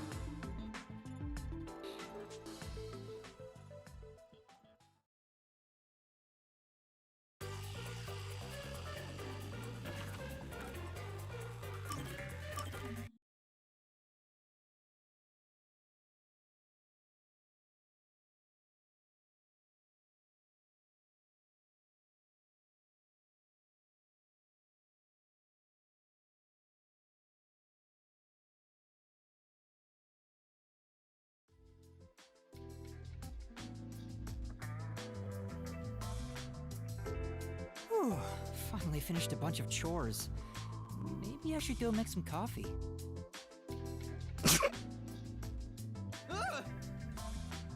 Sorry. I had some soot in my nose. Vivia, you were in there? Yeah, I was here the whole time. You could have at least said you were there. You scared me. Yeah. If you don't mind, I'll start doing that next time. I don't mind, so please do. Yuma, you're too kind. You never mind talking to me. You know, I wonder why he always crawls into cramped spaces like that. You find it calming in there, right? But wouldn't you be better off on a couch or bed? If comfort level must be quantified in terms of the physical strain on your body, then yes. But this reminds me of something. Reminds you of what? Well, what do you think? What Vivia remembers when he's inside the fireplace.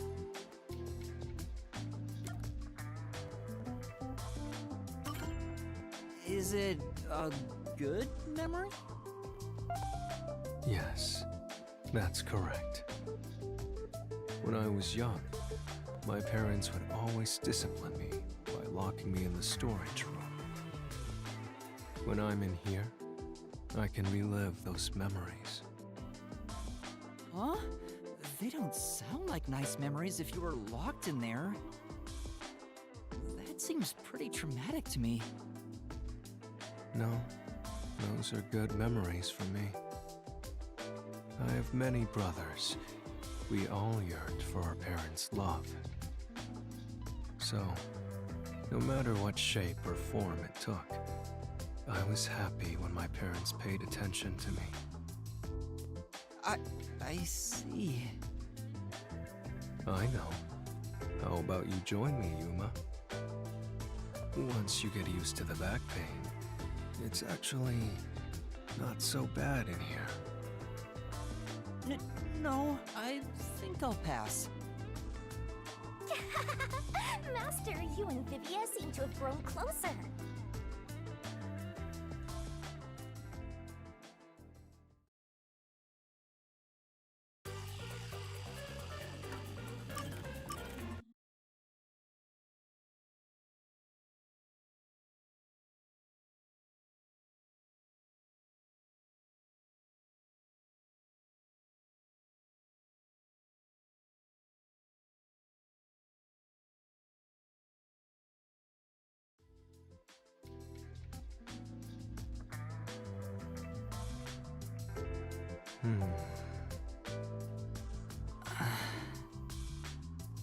I'm starting to get used to being alone with Vivia.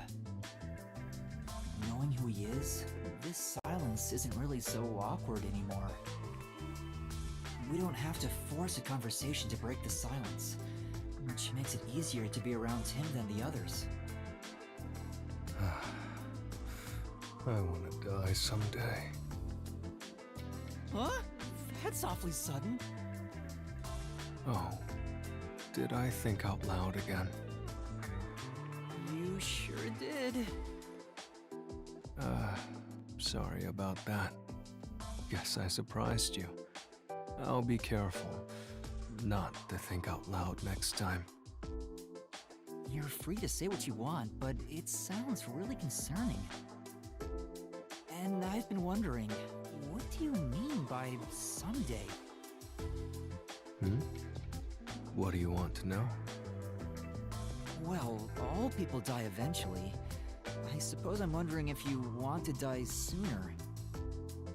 Saying someday makes it sound like you can't die. Wait, is that what it is? You can't die? That explains why you'd say something so strange. Huh? He's undead? That's a wonderful deduction. I guess I'm wrong, though. Well, I don't know about that. What do you mean? Being unable to die sounds like it's straight out of a story. So romantic. Yuma, what would you do if you gained everlasting life? What would I do if I lived forever?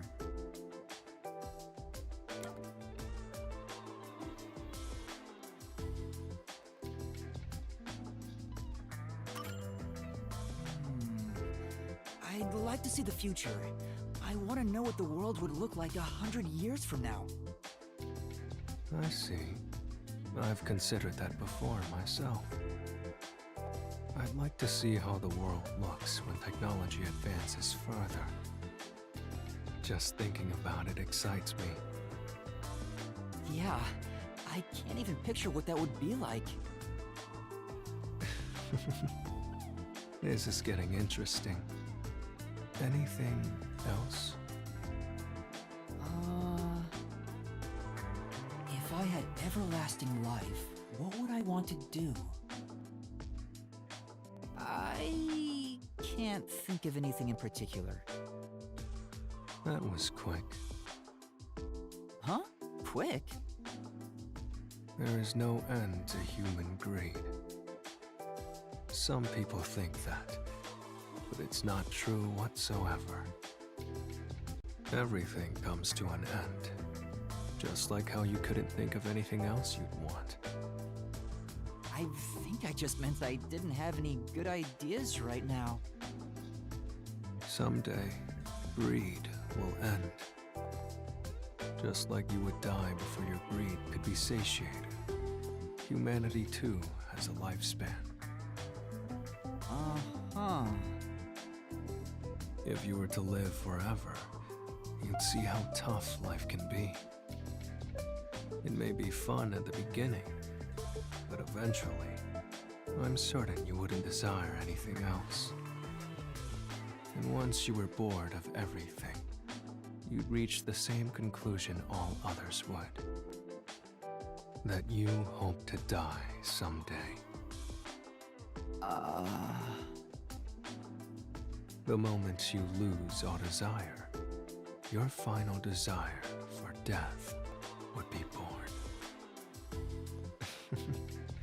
It all makes sense now, doesn't it?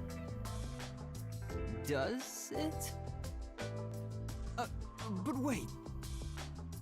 Vivia, by that logic, doesn't your desire to die mean you're immortal?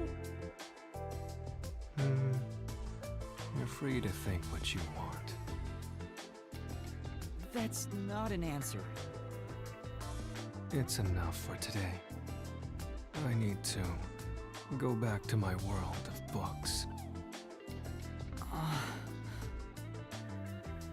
Did he just give me the runaround? Or is he always like this? I can't tell. I wonder if I'll understand him better someday. Master, you and Vivia seem to have grown even closer.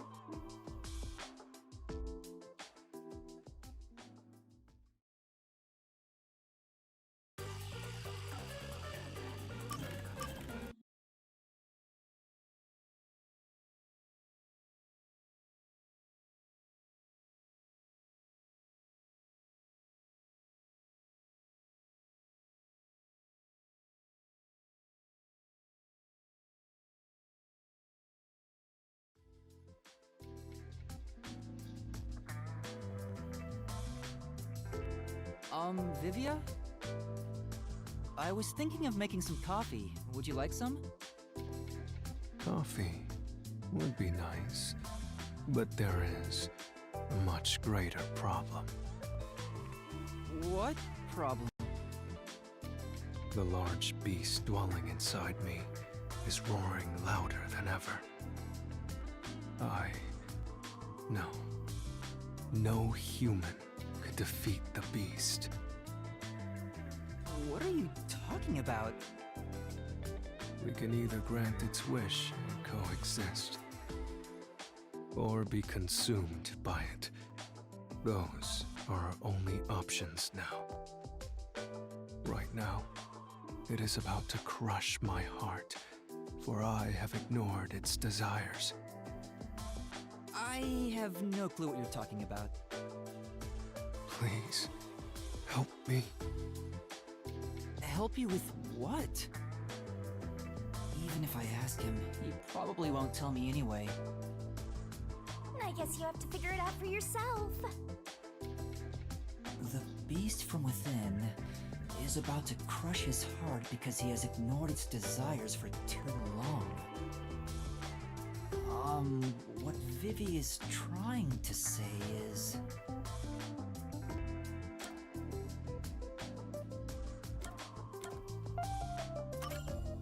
Could it be that you're hungry? Yes. If I had to phrase it another way, I suppose that's it. You could have just told me that. I haven't eaten anything since yesterday. I can't take another step. I would deeply appreciate it if you brought me some bread or something.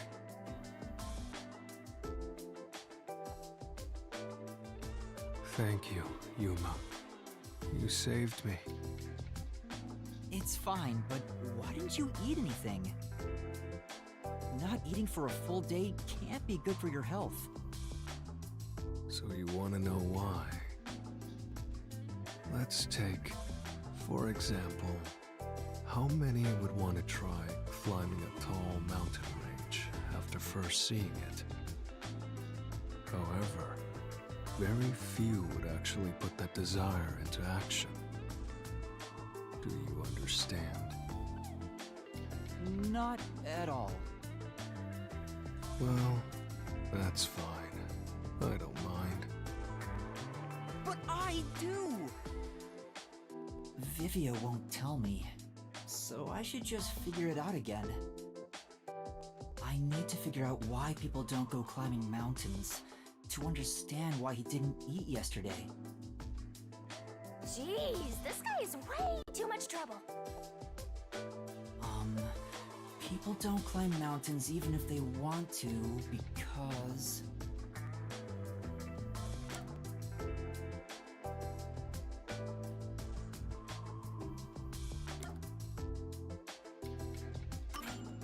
Is it a lack of confidence?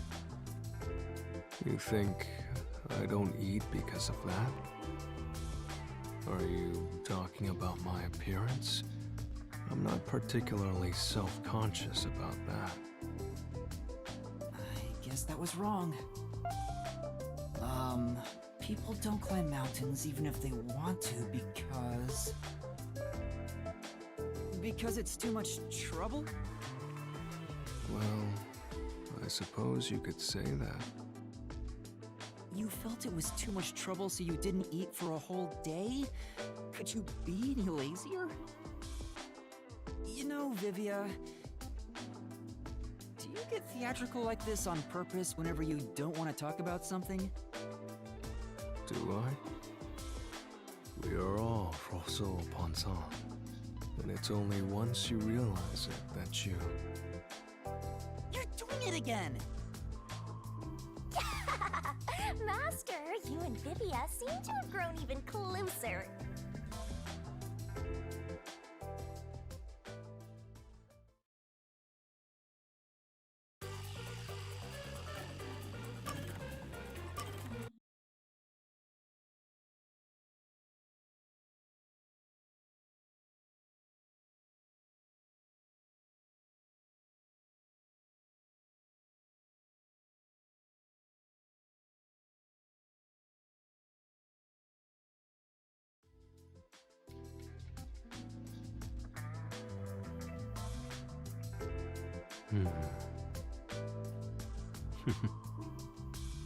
What are you reading?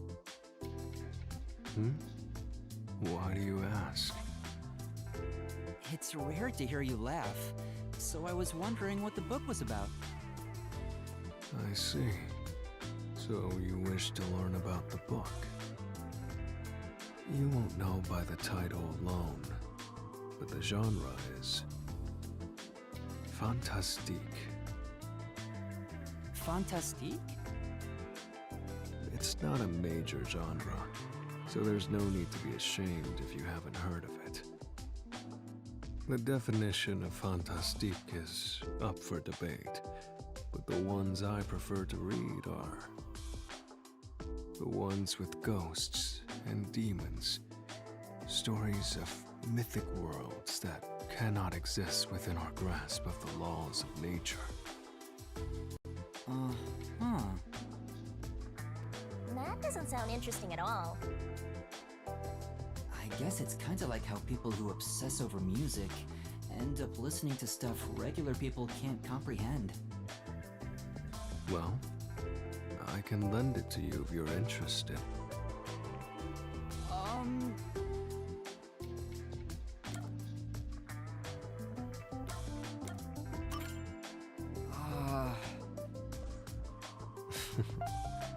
Go ahead and think it over. We have all the time in the world. I should tell him directly. I'm sorry. I think I'll pass. No need to feel bad about it. I figured the odds of you saying no were 99%. Besides, this book isn't widely read in the first place. Still, that surprises me. What does? Me reading the Fantastique? Well, it's more like I didn't expect a detective to be reading stuff like that. How do I put this? I thought detectives would read more logical stuff. Doesn't it feel weird to read something that's not realistic? Reading just makes me feel sick, period. No. I actually prefer stories where logic can't be used to explain it away. I see. If you think that illogical stories feel strange, perhaps you believe all mysteries must be solved. All mysteries must be solved. I never really thought about it, but maybe you're right. You don't feel the same way, Vivia? I believe some mysteries should never be solved. For example, UFOs and other supernatural phenomena. Many people harbor their dreams and fantasies in those mysteries, so shattering them is simply cruel. Besides,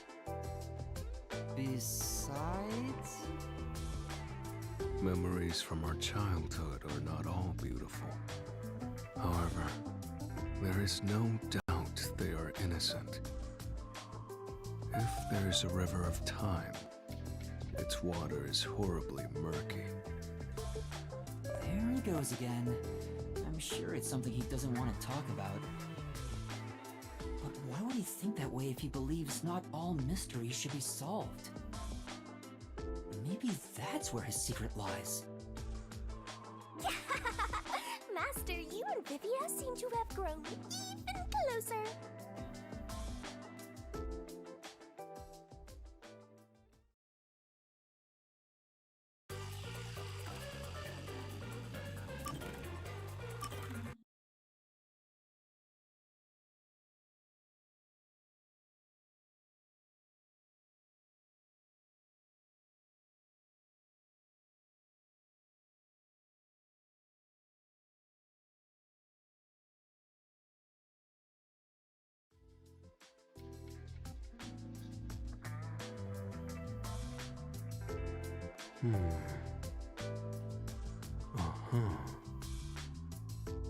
What's wrong, Vivia?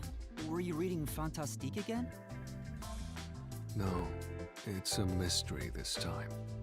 I think these are nice once in a while.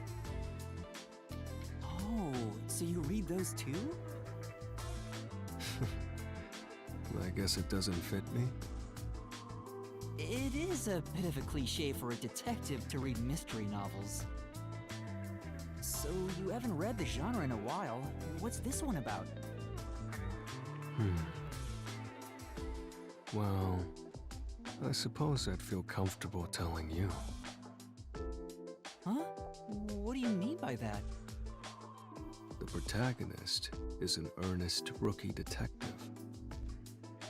He began his investigation after receiving a request from a certain girl. Her mother died under suspicious circumstances. Who killed the girl's mother, and why? The rookie detective continues his desperate investigation. He seeks the truth, all for the sake of this girl. But the truth that awaits him is cruel. For the girl murdered her own mother. Oh. Wow, what a twist! The girl may not have meant any harm, but her actions unintentionally caused her mother's horrible death. It was a tragic accident.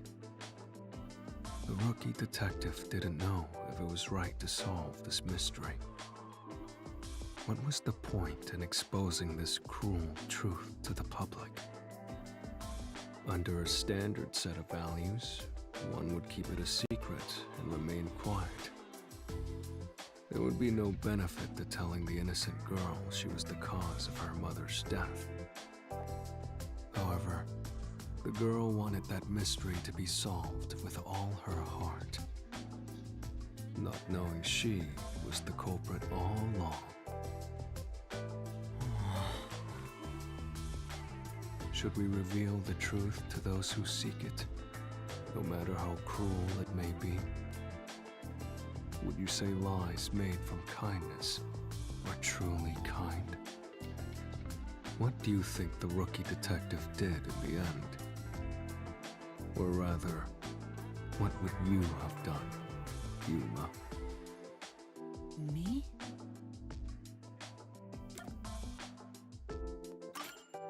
I think I would have solved the mystery.